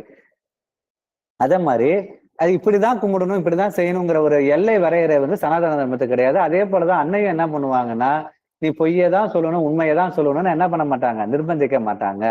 உண்மையை சொன்னா நமக்கு என்ன கிடைக்கும், அன்னையோட சத்திய ஜீவ சக்தியில இருந்து நமக்கு அருள் கிடைக்கும், முன்னேற்றம் கிடைக்கும். பொய் சொன்னோம்னா அன்னை என்ன பண்ண மாட்டாங்க, தண்டிக்க மாட்டாங்க. அன்னைகிட்ட இருந்து வரக்கூடிய அந்த அருள் என்ன ஆயிடும், கட் ஆயிடும், அவ்வளவுதான். இப்ப கரண்ட் கட் ஆயிட்டா உள்ளுக்குள்ள நம்மளுக்கு எதுவும் ஒர்க் ஆகாதுல்ல, அது மாதிரி அன்னையோட அருள் இல்லாதனா முன்னேற்றம் இல்லாம போயிடும், அவ்வளவுதான். ஆனா மதர் வந்து தண்டிக்க மாட்டாங்க. ஆனா வாழ்க்கை என்ன செய்யும், பொய் சொன்னதுக்கு, பொய்யா இருந்ததுக்கு தண்டனையை கொடுக்கும்.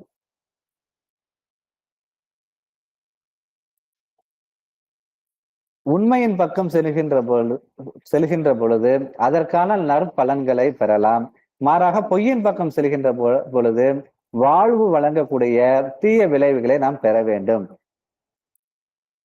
நாம் தேர்ந்தெடுக்க வேண்டிய பாதை, சாய்ஸ் யார் கையில இருக்குன்னா நம்ம கையில இருக்கிறது அப்படின்னு சொல்லிட்டு, இந்த பொய் எப்படியெல்லாம் இந்த உலகத்திலிருந்து கொஞ்சம் கொஞ்சமா போய்கிட்டே இருக்கு, உண்மை எப்படியெல்லாம் வந்துட்டு இருக்கு, எதை மூலியமெல்லாம் உண்மை வந்து வந்துட்டு இருக்குங்கிறதுக்கு அப்பா இங்க ஒரு உதாரணத்தை சொல்றாங்க.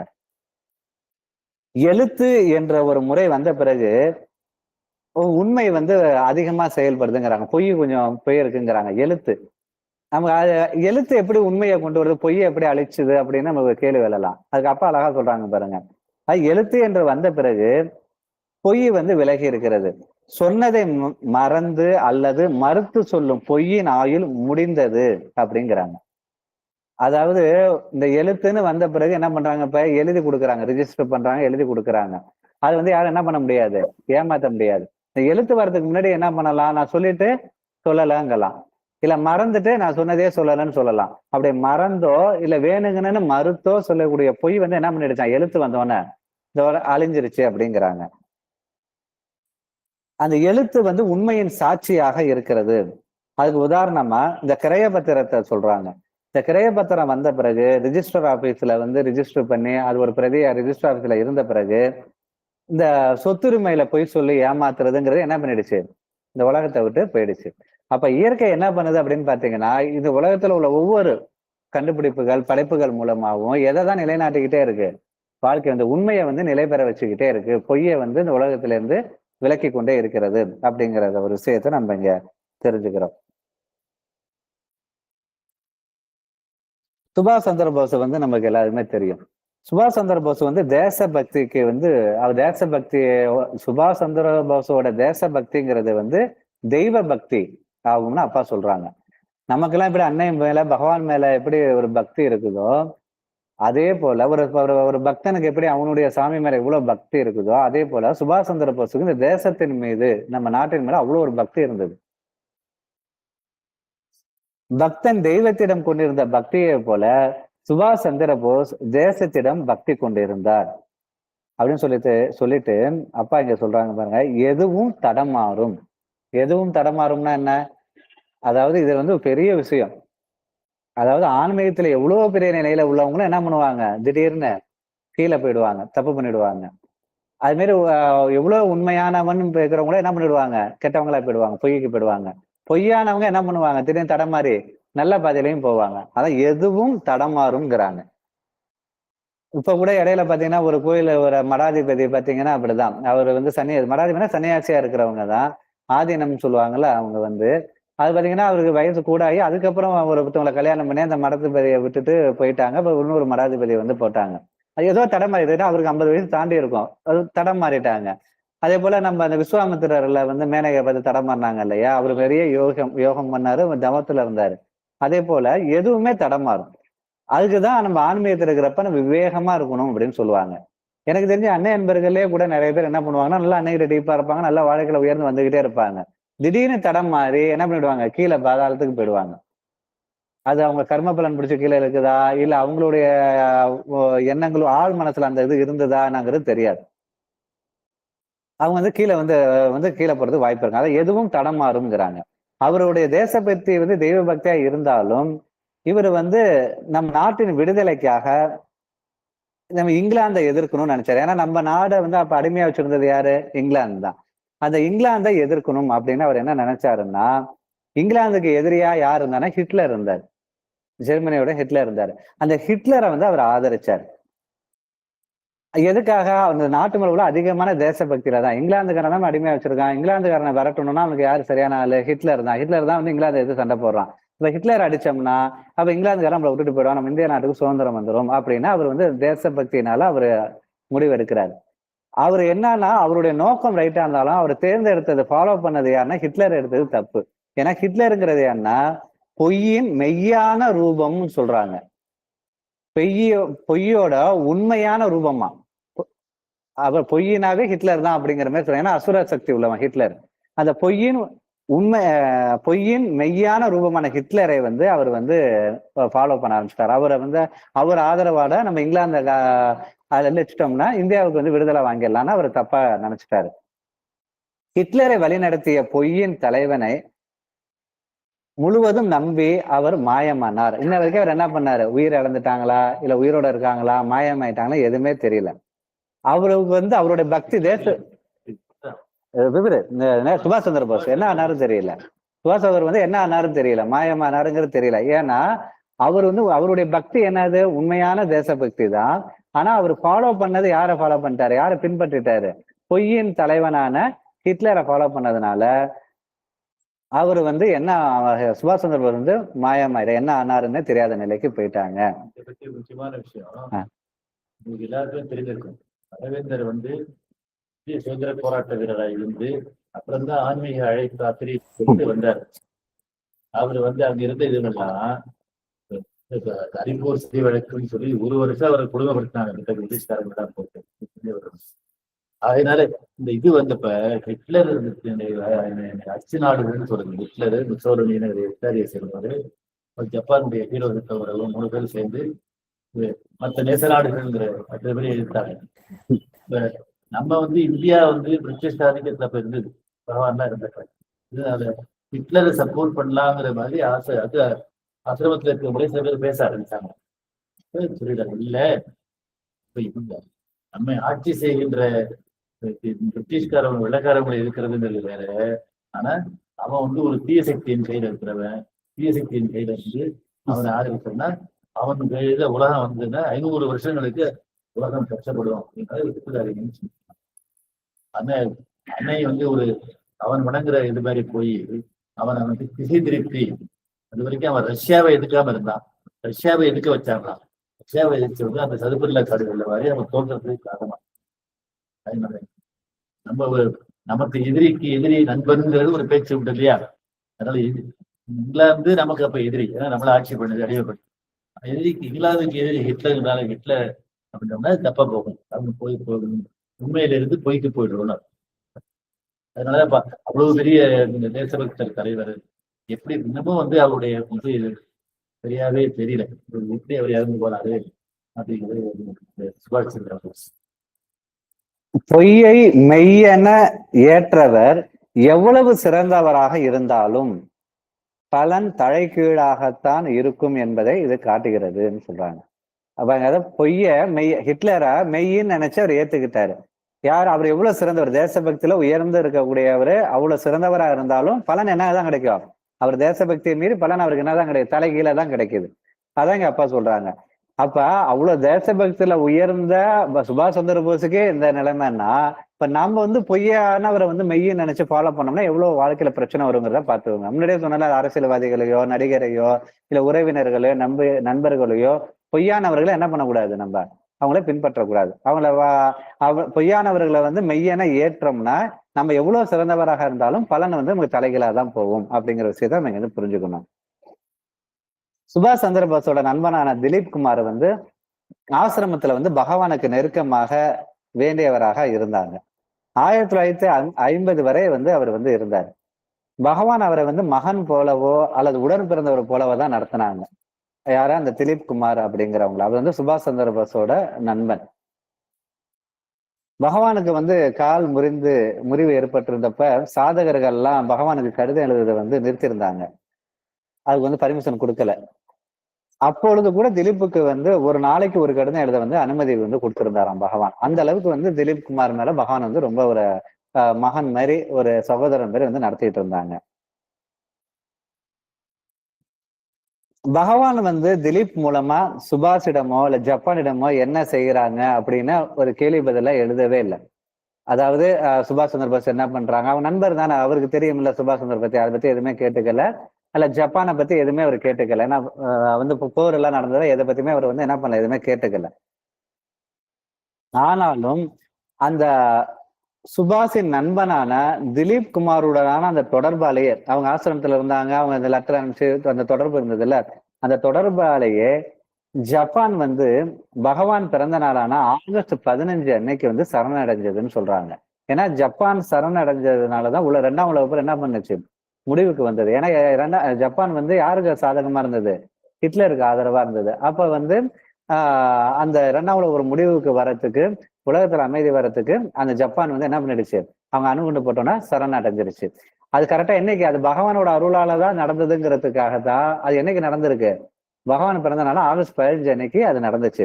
இது எப்படி நடந்துச்சு அப்படின்னு பாத்தீங்கன்னா, இந்த அதாவது ஆன்மீகத்துல எல்லாத்துக்குமே ஒரு தொடர்பு உண்டுன்னு சொல்றாங்க, சூட்சம தொடர்பு உண்டுங்கிறாங்க. பகவான் ஜப்பானை பத்தியோ இல்ல சுபாஷ் பத்தியோ எதுவுமே கேட்கல. ஆனாலும் சுபாஷ் ஜப்பானோட தொடர்பு உள்ள சுபாஷோட நண்பர் திலீப் இருக்காரு. அந்த திலீப்போட உள்ள அந்த தொடர்பு மூலியமா அவர் என்ன பண்றாரு, ஜப்பானை சரணடைய வச்சிட்டாரு.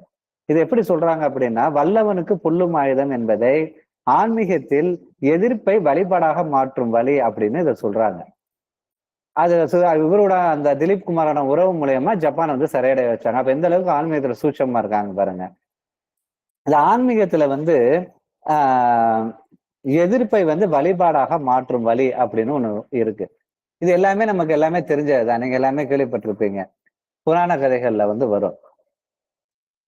விஷ்ணு பகவானை பார்க்கறதுக்கு பிரம்மபுத்திரர்களான ரிஷிகள் வருகின்ற பொழுது, அந்த வைகுண்டத்துல 2 பக்கமும் அந்த துவாரபாலகர்கள் இருப்பாங்கல்ல, அவங்க அவர்கள் உள்ள போக அனுமதிக்கலையா, யார இந்த ரிஷிகளை அனுமதிக்கலையா.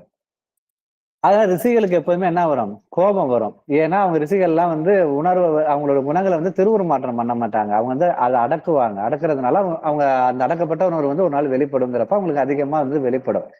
கோபம் கொண்ட ரிஷிகளை அந்த 2 துவாரபாலகர்களையும், பெருமாளுக்கு காவலராக இருக்கக்கூடிய 2 துவாரபாலகர்களையும், நீங்க இந்த வைகுண்டத்தை விட்டு போய் கீழே மனிதனா பூமியில போய் பிறப்பீங்கன்னு சாபம் விட்டுறாங்க. அதனால பதறி போன அந்த துவாரபாலர்களை அந்த விஷ்ணுவை கிட்ட போய் சாப விமோசனம் கேட்கிறாங்க.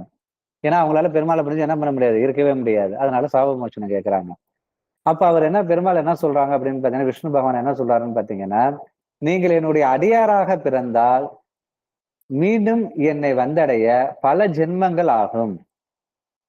அதாவது ஒரு அடியாரா இருந்து வழிபட்ட ஒரு டிவோட்டியா இருந்தா அடைய பல ஜென்மங்கள் ஆகும். என்னை எதிர்த்து என்னால் வதம் செய்யப்பட்டால், அதாவது விஷ்ணுவாலே வதம் செய்து கொல்லப்பட்டால், சில ஜென்மங்களிலே விளைவாக நீங்கள் வந்து என்னை அடையலாம் அப்படின்னு சொல்றாங்க. உடனே துவாபரர்கள் என்ன சொல்றாங்கன்னா, எங்களால உங்களை பிரிஞ்சு ரொம்ப நாள் இருக்க முடியாது. பல ஜென்மங்கள் காத்திருக்க முடியாது. எனவே நான் உங்களை எதிர்த்து போரிட்டு உங்களாலே நான் வதம் பட்டு நான் விரைவா உங்களை வந்து அடைகிறோம் அப்படின்னு சொல்லிட்டு தான் ராவணன், கும்பகர்ணன், கம்சன், சிசுபாலன் அதே போல அவங்க வந்து பிறந்து அந்த விஷ்ணுவாலேயே வதைக்கப்பட்டு அவங்க என்ன பண்றாங்க, சீக்கிரமா அவங்க போய் துவாரபாலகரா திரும்ப அவங்க இன்சார்ஜ் எடுத்துக்கிறாங்க. அந்த போஸ்டிங்க்கு போயிடுறாங்க. இது எதை காட்டுது அப்படின்னா, ஆன்மீகத்தில் வந்து எதிர்ப்பை வந்து வழிபாடா ஆக்கக்கூடிய முறை ஒண்ணு. அதாவது தெய்வத்தை எதிர்க்கிறது வந்து வழிபாடா மாறும் அப்படிங்கிறதுக்கான ஒரு முறை அப்படிங்கிறாங்க. இந்த முறையை பயன்படுத்தி தான் பகவான் வந்து ஜப்பானை சரணடைய வச்சாங்க. அதாவது திலீப் குமாரோட அந்த தொடர்பு மூலியமா ஜப்பானை சரணடைய வச்சாங்கன்னு அப்பா சொல்றாங்க.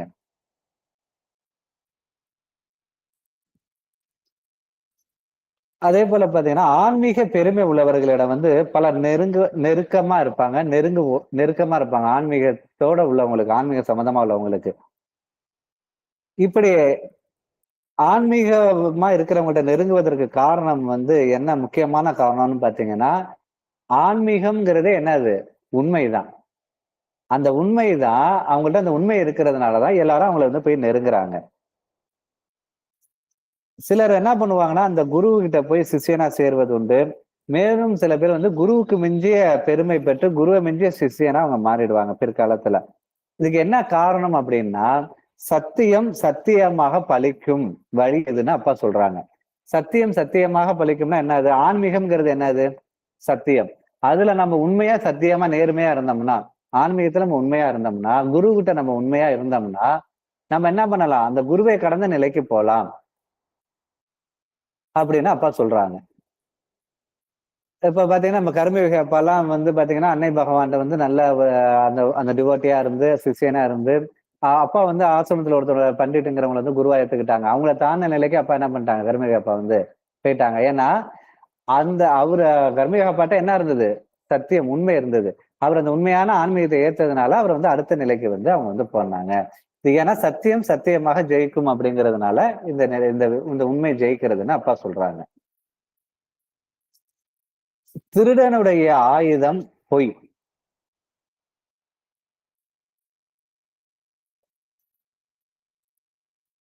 பொய் ஆட்சி செய்யும் காலங்களில் ஓரிரு தலைமுறை இந்த பொய் உயிர் வாழும்னு சொல்றாங்க.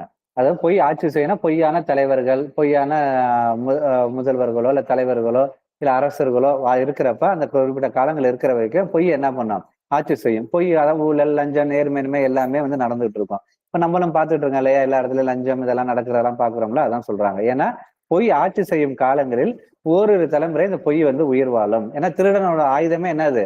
பொய் தான். அவன்கிட்ட உண்மை இருக்காதுன்னு சொல்றாங்க. அதே போல கேபிட்டலிசம் முதலாளித்துவம்ங்கிறது பொய், கம்யூனிசம் தொழிலாளர் நலன் சொல்றாங்கல்ல, அது வந்து மெய்.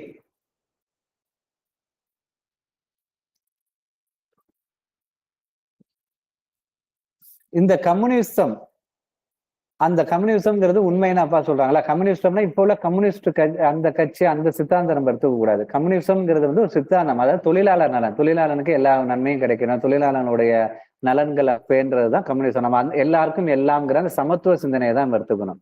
அந்த கட்சி சார்ந்த சிந்தனையை நம்ம தப்பா புரிஞ்சுக்க கூடாது. கம்யூனிசம்ங்கிறது எல்லாருக்கும் எல்லாம், எல்லாரும் சமத்துவம்ங்கிற அந்த கோட்பாடு.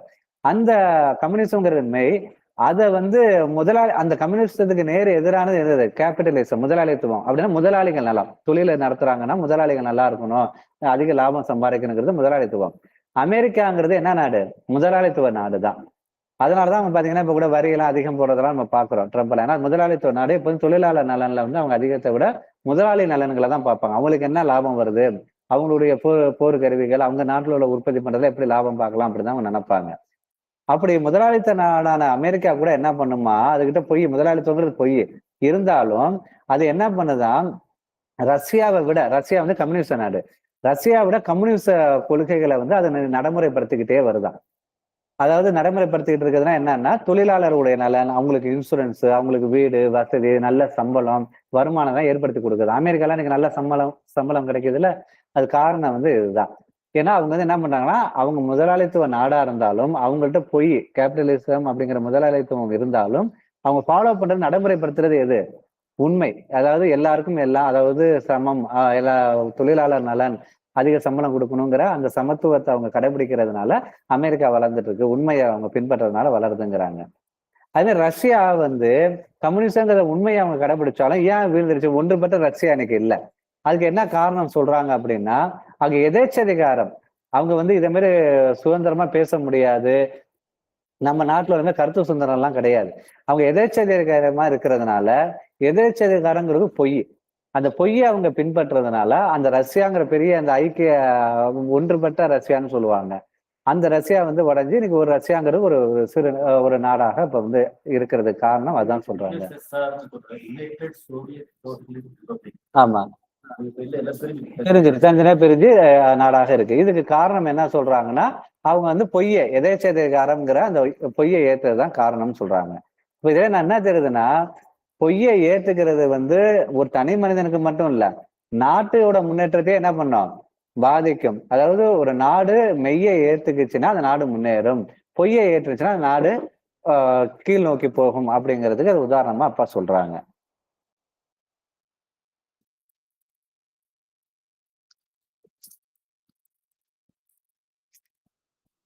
இன்னொரு ஆன்மீக கருத்தை, முக்கியமான கருத்தை எங்க அப்பா சொல்றாங்க.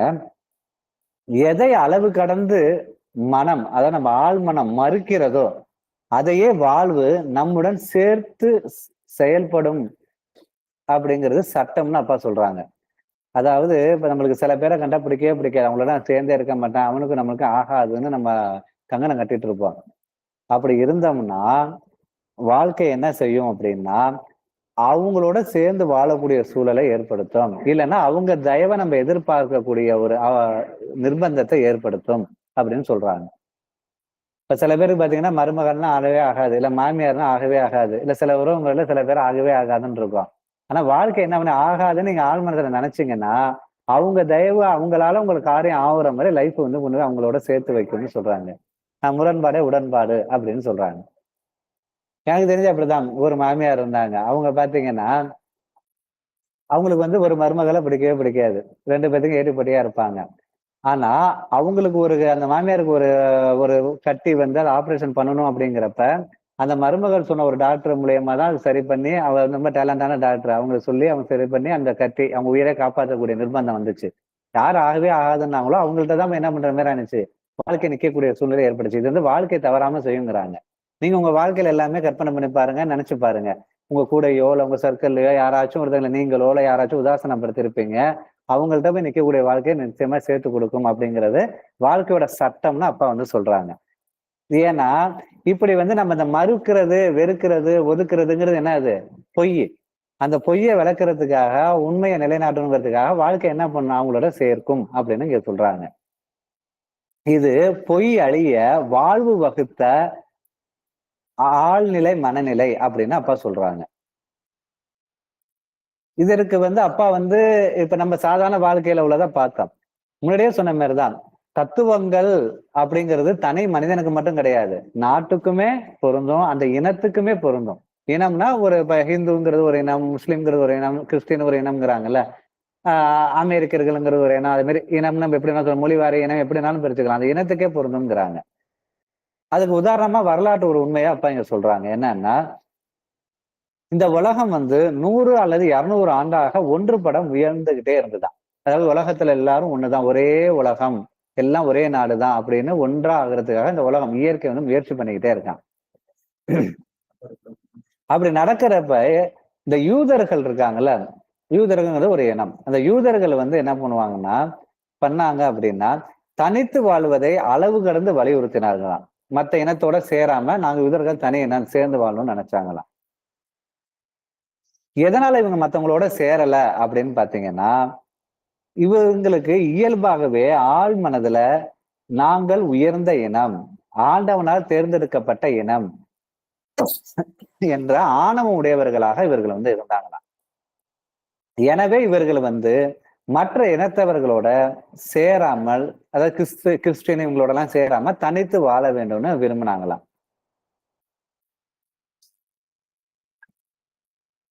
ஆனா ஹிட்லர் இவர்களை என்ன பண்ணாங்கன்னா, ஒவ்வொருத்துக்கும் எதிர்வினை இருக்கும்ல. இவங்க மத்தவங்கள மட்டமா நினைச்சதுனால ஹிட்லர் என்ன பண்ணாருன்னா, இவங்கள மட்டமான இனம் அப்படின்னு நினைச்சு, மட்டமான இனம்னு அவங்க கருதி இந்த யூத இனத்தையே அழிக்கணும் அப்படின்னு அவர் என்ன பண்ணாருன்னா, அந்த யூத இனத்தை அழைக்கிறதுக்கான செயல்களை ஈடுபட்டாரு. கிட்டத்தட்ட பாத்தீங்கன்னா 60,000 யூதர்களை வந்து விஷவாயு செலுத்தி அவர் வந்து கொன்றாரு. யாரு? ஹிட்லர் யூதர்களை கொன்னாரு. அதாவது அவங்க வந்து மத்தவங்களோட சேராம ஒதுக்குனதோட லைஃப் ரெஸ்பான்ஸ் வந்து அவங்க பொய்யை வளர்ப்பிடிச்சதுக்கு ஹிட்லர் மூலமா அழிவை கொடுக்குது. இன்னும் என்னென்னலாம் கொடுக்குதுன்னு பாருங்க. அப்பா சொல்றாங்க, 2000 ஆண்டுகளுக்கு முன் யூதர்கள் இஸ்ரேலில் வாழ்ந்து வந்தார்கள். இஸ்ரேல் நாட்டுல 2000 வருஷத்துக்கு முன்னாடி யூதர்கள் வாழ்ந்து வந்தாங்க.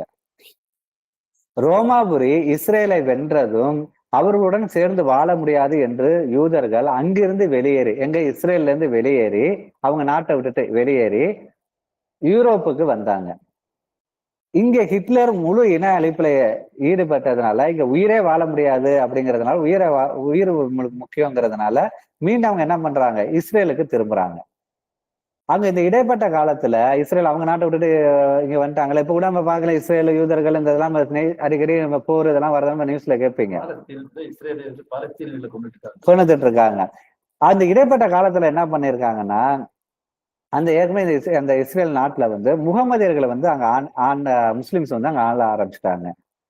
அவங்க என்ன சொல்றாங்கன்னா, நாங்க இங்க நாட்டை ஆள்றோம் அப்படிங்கிறதுனால இந்த நாடு இஸ்ரேல் எங்களுக்கு தான் சொந்தம் அப்படின்னு அவங்க சொல்றாங்க. இஸ்ரேல் எங்களுடையது, ஜெருசலேம் எங்களுக்கு சொந்தம் என்று யூதர்கள் என்ன பண்றாங்க? ஏன்னா அவங்க ஆரம்பத்துல இருந்த நாடு எது? இஸ்ரேல் தான். யூதர்களோட பாரம்பரிய அவங்க முன்னாடி ஆரம்பத்துல இருந்த நாடு, அவங்க நில பூர்வீகம் வந்து இஸ்ரேல். அதனால ஜெருசலேமும் இஸ்ரேலும் எங்களுடையதுன்னு சொல்லி யூதர்கள் என்ன பண்றாங்கன்னா, இத்தனை ஆண்டு காலம் நாங்கள் அங்க வந்து திரும்ப போய் அவங்க வந்து இது பண்றாங்க. அந்த முஸ்லிம்ஸ் என்ன பண்றாங்கன்னா, இத்தனை ஆண்டு காலம் நாங்கள் ஆண்டு வந்ததுனால இஸ்ரேல் எங்களுக்கு தான் சொந்தம் என்று முகமதியர்கள் சண்டை போடுகிறார்கள். இப்ப இஸ்ரேல்கள் என்ன ஆயிடுச்சுன்னா, அந்த அவங்களோட சேர்ந்து, அதாவது முகமதியர்களோட சேர்ந்துதான் வாழக்கூடிய ஒரு நிலைக்கு இப்ப அவங்க வந்து போயிட்டாங்க. அவங்களோட சேர்ந்துதான் இப்ப வாழ்ந்து வராங்க. யாருடனும் சேர மாட்டோம் என்று தனித்து வாழ்வோம் என்ற கூறிய யூதர்கள் 1948 இருந்து அரேபியர்களுடன் சேர்ந்து இஸ்ரேலில் வாழ்கின்றனர். தாங்கள் தான் உயர்ந்தவர்கள் என்ற உயர்வு மனப்பான்மையால் யாருடனும் சேர்ந்து வாழாமல் தனித்து வாழ வேண்டும் என்று அளவு கடந்து இவர்களது மனம், ஆழ்மனம் எதை மறுத்ததோ அதையே வாழ்வு மற்றவர்களுடன் சேர்ந்து வாழ வேண்டிய கட்டாயத்தை ஏற்படுத்தி விட்டது. ஏனெனில் எதை அளவு கடந்து மனம், ஆழ்மனம் மறுக்கிறதோ அதையே வாழ்வு நம்முடன் சேர்த்து செயல்படும் என்பது சட்டம்னு சொல்றாங்க. இதேதான் ஒரு நாட்டுக்கும் இனத்துக்கும் அதுதான், நமக்கும் அதுதான். இப்ப நம்ம இந்தியாலேயே பாத்தீங்கன்னா தீண்டாமை எல்லாம் இருந்தது. ஒரு குறிப்பிட்ட ஜாதியினர் வந்து அவங்கள வந்து தீண்டத்தகாதவர்கள் சொல்வதுக்கெல்லாம் வச்சிருந்தாங்க. இன்னைக்கு சட்டங்கள்லாம் மாறி தனி தொகுதி அவங்களுக்கு ரிசர்வேஷன் எல்லாம் கொடுக்க ஆரம்பிச்சோன்னா, இப்ப அவங்க தலைவர்கள் ஆனோன்னா அவங்கள்ட்ட போய் தான் இன்னைக்கு என்ன பண்றது, வேற இவங்கெல்லாம் உயர்ந்த ஜாதின்னு சொல்லிக்கிறவங்க கூட என்ன பண்ணுவாங்க, அங்க அவங்க தலைவராயிட்டா அவங்கள்ட்ட தான் அவங்க கையெழுத்துக்கு தான் நிக்கணும், அவங்க சொல்லதான் கேட்கணுங்கிற ஒரு நிலையை வந்து நம்ம இந்தியாலயே நம்ம பாக்குறோம். ஏன்னா நம்ம யாரை வெறுக்கிறோமோ ஒதுக்குறோமோ அவங்கள்ட்ட போய் அவங்களோட சேர்ந்து வாழக்கூடிய சூழ்நிலையை தான் வந்து இயற்கை வந்து வாழ்க்கை வந்து செய்யுங்கிறாங்க. ஏன்னா பொய்யை அழித்து உண்மையை நிலைநாட்டணும், சேர்ந்து வாழணும், உண்மையை நிலைநாட்டணுங்கிறதுக்காக வாழ்க்கை அப்படி செயல்படுது அப்படின்னு அப்பா சொல்றாங்க. இன்று உலக அளவுல பாத்தீங்கன்னா இன்னைக்கு அச்சுறுத்தலா இருக்கிறது வந்து தீவிரவாத அமைப்பு, ISIS அப்படிங்கிற ஒரு தீவிரவாத அமைப்பெல்லாம் தெரியும். அவங்க வந்து ரொம்ப மற்ற இனத்தவங்களை எப்படி கொள்றாங்க அப்படிங்கிறதெல்லாம் உங்களுக்கு தெரியும், பார்த்திருப்பீங்க. இந்த சிரியாவில இருந்து 10 லட்சம் அகதிகளை வந்து ஐரோப்பாவை வந்து நாடி இருக்கிறாங்க. இப்படிப்பட்ட அந்த ஃபண்டமெண்டலிசம், அடிப்படைவாதம்ங்கிறாங்களா, அதாவது தன்னுடைய மதம் தான் உயர்ந்தது, தன்னுடைய மத கோட்பாடை தான் நடைமுறைப்படுத்தணும் அப்படிங்கிறது எந்த மதமா இருந்தாலும் சரி, தன்னுடைய மத கோட்பாடு தான் சொல்லி அந்த மத அடிப்படைவாதிகளா இருக்கிறது வந்து பொய். எல்லா மதத்துல உள்ள உண்மையும் உண்மைதானே, எல்லா மதத்துல உள்ள உண்மையை ஏத்துக்கிறது வந்து என்னது, மெய் அப்படிங்கிறாங்க அப்பா. அதாவது நம்ம மதம் தான், நம்ம கோட்பாடு தான் உயர்ந்ததுன்னு நினைச்சா அது வந்து பொய். எல்லா கோட்பாட்டிலையும் பொய்யும் இருக்கும், உண்மையும் இருக்கும்.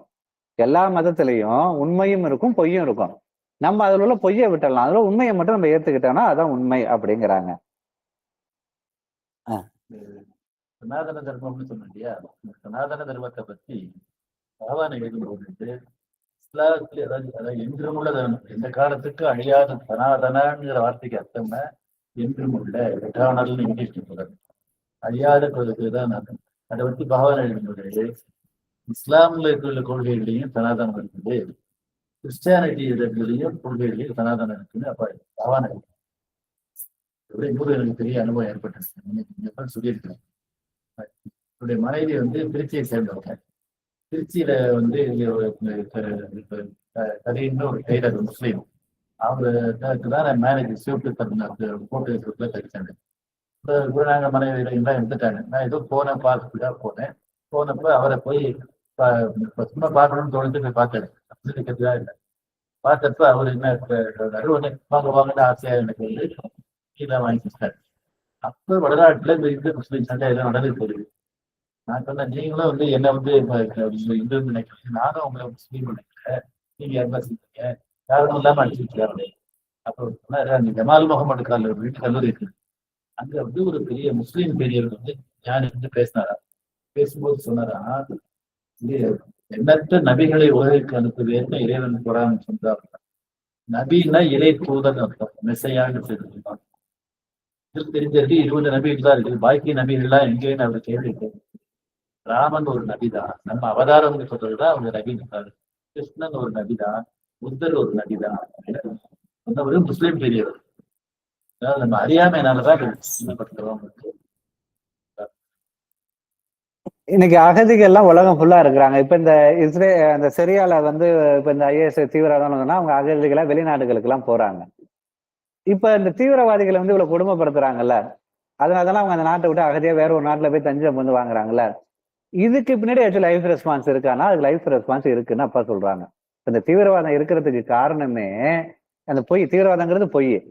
அது இருக்கிறது காரணம் என்னன்னா, உலக மக்கள் வந்து இன்னும் வந்து இது என் நாடு, இது அவங்க நாடு, அது வேற நாடு அப்படின்னு ஒரு பாகுபாடு இருக்குதான். இயற்கை என்ன நினைக்குது, அந்த உலகம் ஃபுல்லா ஒண்ணுதான், எல்லாம் மனுஷன் தான், ஒரே நாடு, உலகம் ஃபுல்லா ஒரே நாடு, ஒரே ஆட்சிக்குள்ள வரணும்னு நினைக்குதான். இப்ப தனித்தனி நாடா இருக்குல்ல, அப்படி இல்லாம உலக மக்கள் எல்லாம் ஒண்ணுதான் அப்படிங்கிறத வலியுறுத்துறதுக்காக தான் அந்த அகதிகள் வந்து லைஃப் வந்து இப்ப ஏற்படுத்திக்கிட்டே இருக்கு. எப்ப வந்து மனிதன் வந்து உலகத்துல எல்லா மனிதனும் ஒண்ணுதான், எல்லாரும் ஒண்ணுதான் அப்படின்னு பேதம் இல்லாம இருக்காங்களோ, அப்ப வந்து இந்த தீவிரவாதம் உலகத்தை விட்டு போயிடும். அந்த அகதிகளை வந்து இருக்க மாட்டாங்க, எல்லாரும் ஒன்னாயிடுவாங்க. அதை வலியுறுத்துறதுக்கு தான் அந்த அகதிங்கிற ஒரு விஷயமே நடந்துகிட்டு இருக்கு அப்படிங்கிறத வந்து அப்பா வந்து இங்க குறிப்பிடுறாங்க.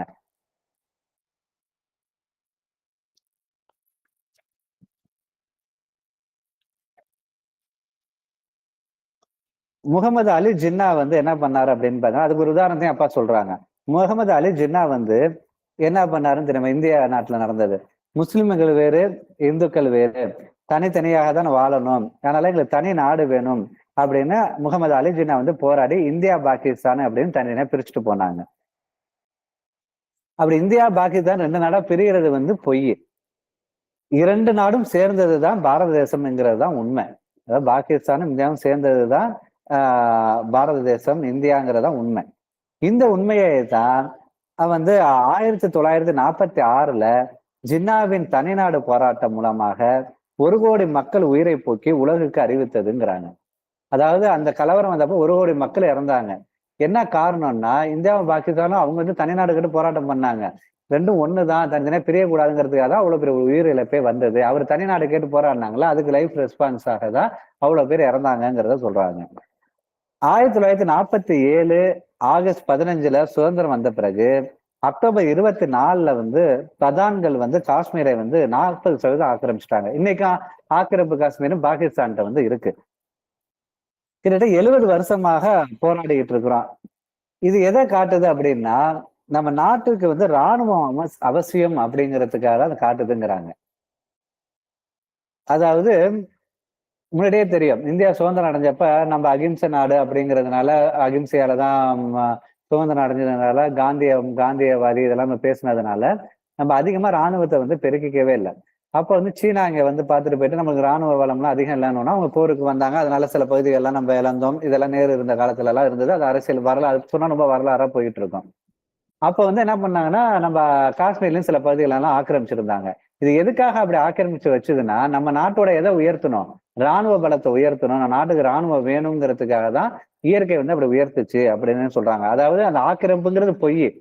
அந்த பொய் எதனால நகர்ந்துச்சு, நம்ம ராணுவங்கிற உண்மை இருக்கணும், நம்ம நாடு வளமா இருக்கணுங்கிறதுக்காக, வலிமையா இருக்கணுங்கிறதுக்காக ஏற்படுத்துச்சுங்கிறாங்க.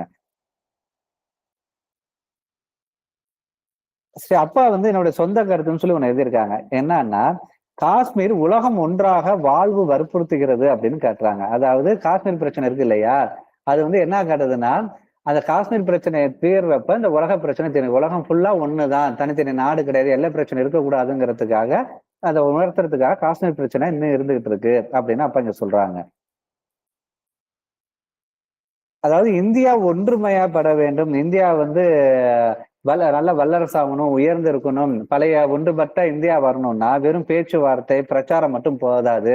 ராணுவ பலத்தால் தான் ஏற்படுத்த முடியும் அப்படிங்கிறதுக்காக தான் இந்த காஷ்மீர் பிரச்சனை ஏற்பட்டுச்சு அப்படிங்கறத சொல்றாங்க. இன்னைக்கும் பாருங்களேன், அப்பா சொன்ன மாதிரி, நம்ம கர்மி அப்பா சொன்ன மாதிரி, இன்னைக்கு காஷ்மீரே ஒரு காலத்துல பாத்தீங்கன்னா, இந்திய பகுதியில் உள்ள காஷ்மீரே ஒரு காலத்துல வேணா பயங்கர பிரச்சனைக்குரிய பகுதியா இருந்தது. அடிக்கடி பாத்தீங்கன்னா ராணுவத்து மேல கல் எறிவாங்க, அவங்களுக்கும் தனி சட்டம் இருந்தது, எல்லாம் இருந்தது. இன்னைக்கு மதர் பகவான் அருளால என்ன ஆயிடுச்சு, இன்னைக்கு இந்தியாவோட ஒன்றுபட்ட காஷ்மீர் ஆயிடுச்சு. அதுக்கான சிறப்பு அந்தஸ்துலாம் என்ன பண்ணிட்டாங்க, நீக்கிட்டாங்க. இன்னைக்கு பாருங்க, முந்தைய மாதிரி யாரும் வந்து இந்த ராணுவத்து மேல கல் எறிகிறது, போராட்டம், கிளர்ச்சி எதுவுமே இல்லை. ஒரு காலத்துல அங்க நம்ம இந்திய நாட்டு தேசிய கொடியை என்ன பண்ண முடியாது, காஷ்மீர்ல ஏத்த முடியாது. காஷ்மீர் மாநிலத்துக்கு தனி கொடி இருந்தது, அதான் ஏத்துற மாதிரி இருந்தது.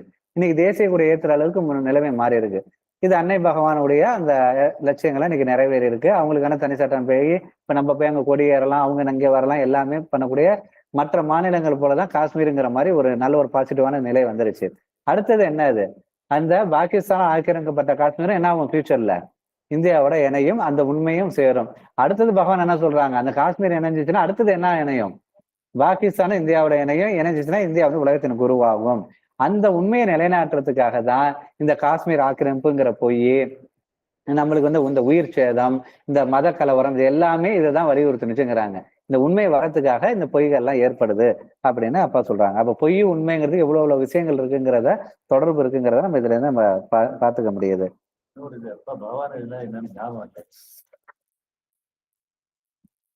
வெள்ளைக்காரவங்க இந்த நாட்டை பிடிச்சி ஒரு நாடை ஆடினது வந்து இறைவனுடைய சித்தம்னு சொல்றாங்க.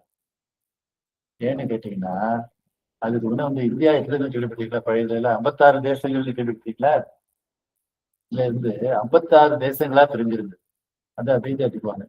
கொஞ்சம் விடுங்க, தமிழ்நாட்டுல சேர சோழ பாண்டியர்னு 3 பேர் இருந்தாங்க இல்லையா? அவங்களுக்குள்ள சண்டை போட்டே இருப்பாங்க. ஒரு காலத்துல சோழர்கள் ஆண்டுவாங்க, இன்னொருத்தர் பாண்டியர் ஆடு. சங்ககால சோழர் இல்லை, அப்பாவுக்கு பிள்ளைக்குமே சண்டை. அதே மாதிரி சோழருக்குள்ள நலங்கிள்ளி நெடுங்கள்ளி என்று கேட்டு நலங்கிள்ளியினுடைய மகனையோ நெடுங்கள்ளியினுடைய மகனையோ வந்து யாருக்கால அதை இது பண்ண போவான். அப்ப என்ன ஒரு இதுன்னா, அந்த காலத்துல புலவர்களுக்கு வந்து தமிழக அரசர்கள் வந்து மரியாதை கொடுத்ததுனால அவர் போய் பண்ணி செய்யலாமா, அவனும் ஓம்பு விதன்னு சொன்ன பிறகு விட்டுட்டு போட்டான். அது மாதிரி இதெல்லாம் மீறி இந்த 56 தேசங்களா இருந்து இதா இருக்கிறது இந்தியாவை ஒரு நாடா ஆக்கணும்னு தான் இறைவன் கொண்டு வந்ததுதான் அந்த வெள்ளைக்காரருடைய ஆதிக்கம். அதுக்கப்புறம் எங்க காஷ்மீர் டு கன்னியாகுமரி இந்தியாங்கிற ஒரு நாடா. இந்த அடிப்படை தத்துவ அடிப்படையில ஒண்ணு, மொழிகள் வித்தியாசம் இருந்தாலும் கூட மொழிகளுக்குள்ள சமநிலை தொடர்பு உண்டு. நான் வந்து மொழியியல் பேராசிரியா இருந்தேன். அவங்க வந்து இந்தியா லிங்குவிஸ்டிக் ஏரியான்னு சொல்லுவாங்க. தமிழ்நாட்டில் இருக்கிற மொழிகள் எல்லாம் திராவிட மொழிகள், தெலுங்கு, தமிழ், கன்னடம், இதெல்லாம் உளுத்துளு, இந்த மாதிரி 23 மொழிகள் திராவிட மொழிகள் இருக்கு. பர்ஜிஸ்தானத்துல ஒரு இது பேசப்படுது, மத்திய பிரதேசத்துல திராவிட இந்த மொழிகள் எல்லாம் இருக்கு. அதே மாதிரி வடநாட்டில் இருக்கிற மொழி எல்லாம் இந்தோ ஆரிய மொழிகள்னு சொல்லுவாங்க. அது இல்லாம அதே வந்து இந்த டிபெட்டோ பர்மன் இருக்கு, அருணாச்சல பிரதேசம், அஸ்ஸாம், அங்கதான் இருக்குது. வேற சில மொழிகள் இருக்கு. 4 மொழி குடும்பம் இந்தியாவில் இருக்கு. இறைவனுடைய நோக்கம் எல்லாரும் ஒண்ணு சேர்ந்து வாழணும் நோக்கத்துக்காக நடந்தது. இந்தியாவை ஆங்கிலேயர் ஆட்சி வருது, பிரிஞ்சு கிடந்த இந்தியாவை 56 தேசங்கள் இருக்குது, ஒண்ணு ஆகிறதுக்காக இருக்கு. சார் சொன்னதும் அடுத்த ஸ்பீச்ல இருப்பது அப்பாவும் அதை எழுதி இருக்கிறாங்க. இப்ப அடுத்தது ஏன் முகலாயர்கள் ஆட்சி வந்தாங்கிறத அது வந்து சொல்லியிருக்கிறாங்க. மன்னர் ஆட்சியில பாத்தீங்கன்னா முழு செல்வமும் யார்கிட்ட இருந்தது, முழு செல்வமும் மன்னர்கள்ட்ட தான் இருந்தது. அதனால அரச குடும்பங்கள் வந்து எப்படி இருந்தாங்கன்னா பண்பின் உச்சகட்டத்தை அடைஞ்சிருந்தாங்க. பண்புல உயர்ந்தவங்களா இருப்பாங்க, பொய் பேச மாட்டாங்க, உண்மையா இருப்பாங்க, நேர்மையா இருப்பாங்க, கொடுத்த வாக்க காப்பாத்துவாங்க, எல்லாமே அவங்கள்ட்ட இருந்தது. அசோகர் வந்து போரை கைவிட்டாரு பாத்தீங்களா, அசோகர் வந்து போரே வேணான்ட்டு போனாருல்ல, அதுக்கு காரணமே அந்த பண்பு தான். எந்த பண்புனா, இவர் வந்து அந்த பண்புல உச்சகட்டத்தை அடைஞ்சதுனாலதான் அவரால் வந்து அந்த மாதிரி போரே வேணான்னு அவர் வந்து அந்த அமைதியை நோக்கி அவரால் போக முடிஞ்சது அப்படின்னு சொல்றாங்க. அதே போல நம்ம இதுல காந்திஜி என்ன பண்ணாருன்னா, அவருக்கு வந்த பதவி என்ன பண்ணாரு, மத்தவங்களுக்கு விட்டு கொடுத்தாரு. தான் அனுபவிக்கணும்னு நினைக்கல. அந்த பிரதமர் பதவியை மத்தவங்களுக்கு விட்டு கொடுத்தாரு. அது என்னன்னா, அதுவும் என்னது உயர்ந்த பண்பு தானே அப்ப சொல்றாங்க. அது உண்மை. அதுவே இங்கிலாந்து அரண்மனையில பாத்தீங்கன்னா, இங்கிலாந்துல இருந்தப்ப ராணி இருக்காங்கல்ல, அந்த அரண்மனையில வந்து விருந்தினரா ஐரோப்பிய தொழிலாளர் தலைவர்கள்லாம் வந்தாங்களாம். தலைவர்களா ஜனாதிபதிகள்லாம் வந்து கலந்துகிட்டப்ப என்ன பண்ணாங்களா, அந்த அரண்மனையில வந்து அங்க தங்க பாத்திரங்கள் அவங்க ராஜாங்கல்ல அவங்க ராணியில அவங்க வந்து தங்க பாத்திரங்கள்லாம் யூஸ் பண்ணப்ப அந்த தங்க பாத்திரங்கள்லாம் எடுத்துட்டு போயிட்டாங்களாம். இதை வந்து ராணி வந்து வெளியில சொல்லவே இல்லையா, எடுத்துட்டு போயிட்டாங்கன்னா. ஏன்னா அந்த ராணிக்கு வந்து அரச குடும்பம் கொடுத்த அந்த பண்பு, இதை வந்து நம்ம சொல்லக்கூடாது. அந்த பெருந்தன்மை, அந்த பண்பு, இப்படி உள்ள இந்த பண்புகள் எல்லாமே என்னது உண்மைன்னு சொல்றாங்க. நம்ம ஒரு பண்பை கண்டுபிடிச்சோம்னாவே அது வந்து என்னது உண்மைதான். அந்த உண்மை வந்து நமக்கு வந்து ஒரு நல்லதை வந்து செய்யும். அப்புறம் பண்பு இல்லைன்னா, பண்பை ஃபாலோ பண்ணலன்னா அது பொய் அப்படின்னு அப்பா சொல்றாங்க. அதே போல வாழ்க்கையில வாய்மை, உண்மை வளர உதவுவது பொய்மைன்னு சொல்றாங்க. அதாவது உண்மை வளர்றதுக்கு எது உதவி பண்ணுங்கிறாங்க, பொய்மை உதவி பண்ணுங்கிறாங்க. அது எப்படி உண்மை வளர்றதுக்கு எப்படி பொய் உதவும்? உங்களுக்கு ஏதாச்சும் ஒரு ஐடியா இருக்கா? பொய்மையின் பலம் வாய்மையின் அடிப்படை அப்படின்னு சொல்றாங்க. பொய்மை பலமானுச்சுன்னா வாய்மைக்கு அது அடிப்படையா அமையுங்கிறாங்க. அதாவது உண்மை வளர்றதுக்கு பொய் உதவும்னு சொல்றாங்க.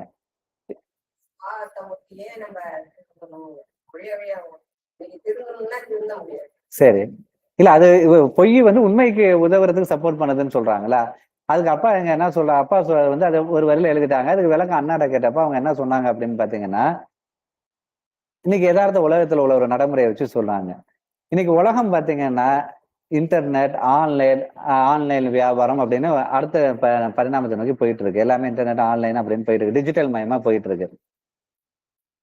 இந்த வியாபாரத்துல பாத்தீங்கன்னா, நீங்க ஒரு வியாபாரம் பண்ணணும், ஒரு கார்டு ஆக்டிவேட் பண்ணணும் அப்படின்னு பாத்தீங்கன்னா, அதுல வந்து கிரெடிட் கார்டா இருக்கட்டும், இல்ல டெபிட் கார்டா இருக்கட்டும், எதா இருந்தாலும் ஆகியவற்றை நம்ம பயன்படுத்திட்டு இருக்கோம். இந்த முறையில வந்து நம்ம ஏமாற்றப்படக்கூடாது, ஏமாந்துடக்கூடாதுங்கிறதுக்காக, நம்ம பணத்தை வேற யாரும் ஏமாற்றிடக்கூடாது, திருடக்கூடாதுங்கிறதுக்காக நம்ம கார்டை யூஸ் பண்றப்ப பின் நம்பர், யூசர் கோடு, இது எல்லாமே வந்து அது வந்து சிஸ்டத்துல வந்து கேட்கும். அது மட்டும் இல்லாம அதுல சிப்பு இருக்கும்.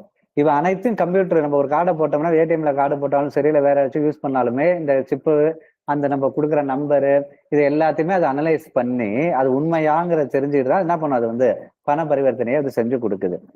இப்படி இவ்வளோ இந்த உண்மை, அதாவது நம்ம உண்மையான நம்பரு, இவ்வளவு ஒரு பாதுகாப்பு வழங்குனது எதால வந்துச்சு அப்படின்னா பொய்யாலதான்.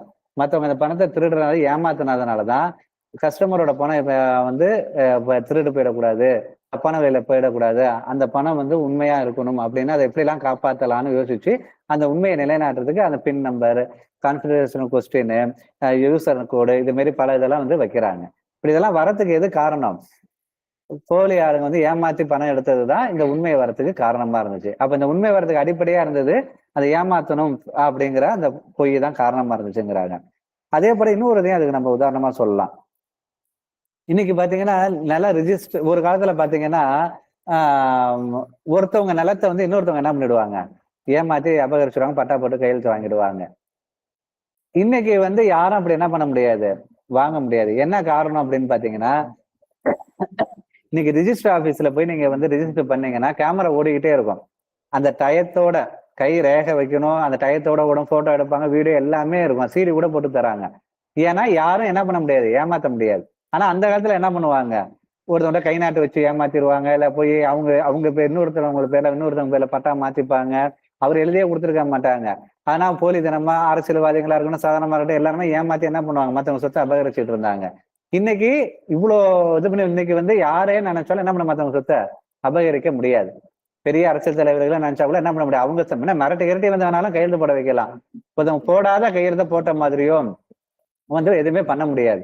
என்ன காரணம்னா இன்னைக்கு இவ்வளவு பாதுகாப்பு முறைகள் வந்ததுக்கு காரணம் என்னன்னா, அப்ப அவங்க ஏமாத்தினாங்க, பொய் ஏமாத்தினுச்சு இல்லையா, பொய் ஏமாத்தி நிறைய பேர் நிலங்களை ஏமாத்தி ரிஜிஸ்டர் பண்ணதோட விளைவு இன்னைக்கு உண்மையை ஜெயிக்கிறதுக்கான ஒரு வழி வந்துச்சு.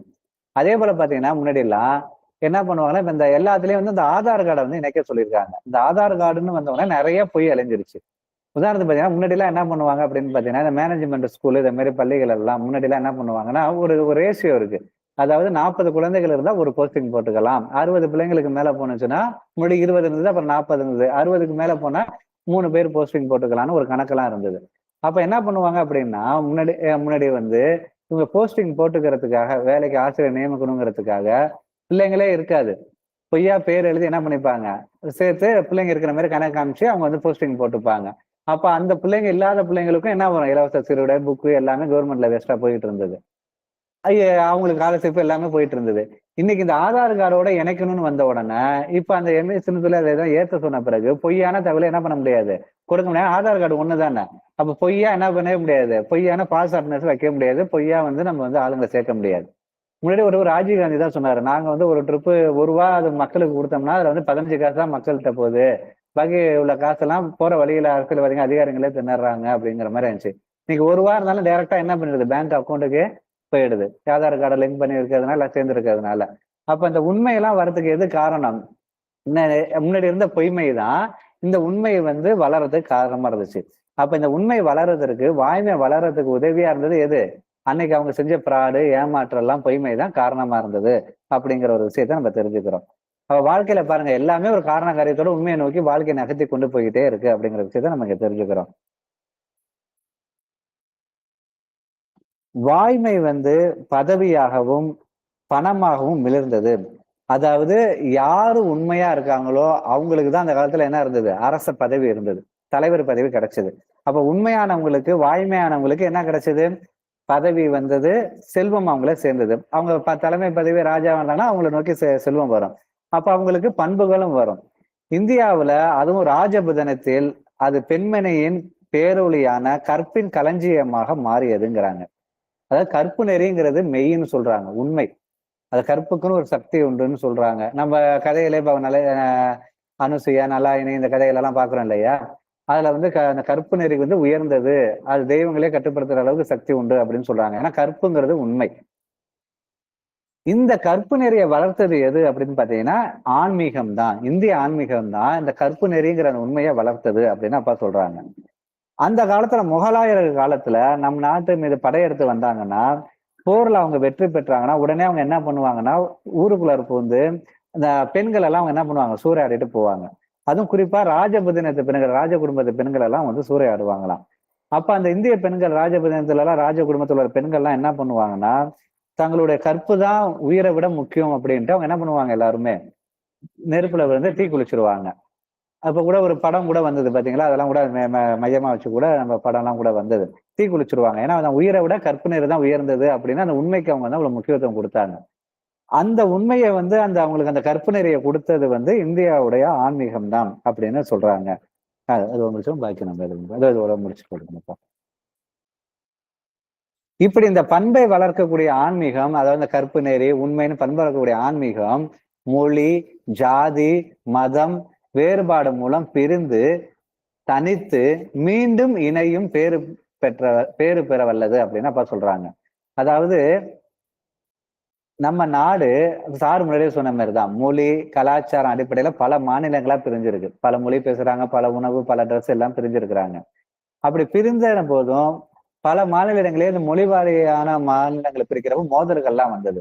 அதையும் மீறி இந்தியாங்கிற ஒரு நாடாக இணைந்து இன்னைக்கு செயல்பட்டு இருக்கு.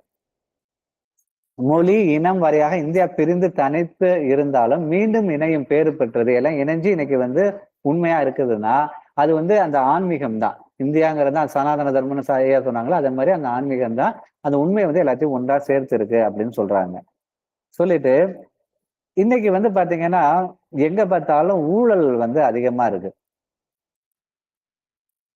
ஊழல் அதிகமா இருக்கு இல்லையா, எல்லாரும் லஞ்சம் வாங்குறாங்க, ஊழல் அதிகமா, கோடிக்கணக்கில் ஊழல் பண்றாங்களே நம்ம சொல்றோம். அதுக்கு வந்து அப்பாவும் அண்ணன் என்ன சொல்றாங்க அப்படின்னா, அணைய போகும் விளக்கு என்ன பண்ணும், பிரகாசமா எரியும்னு சொல்லுவாங்க.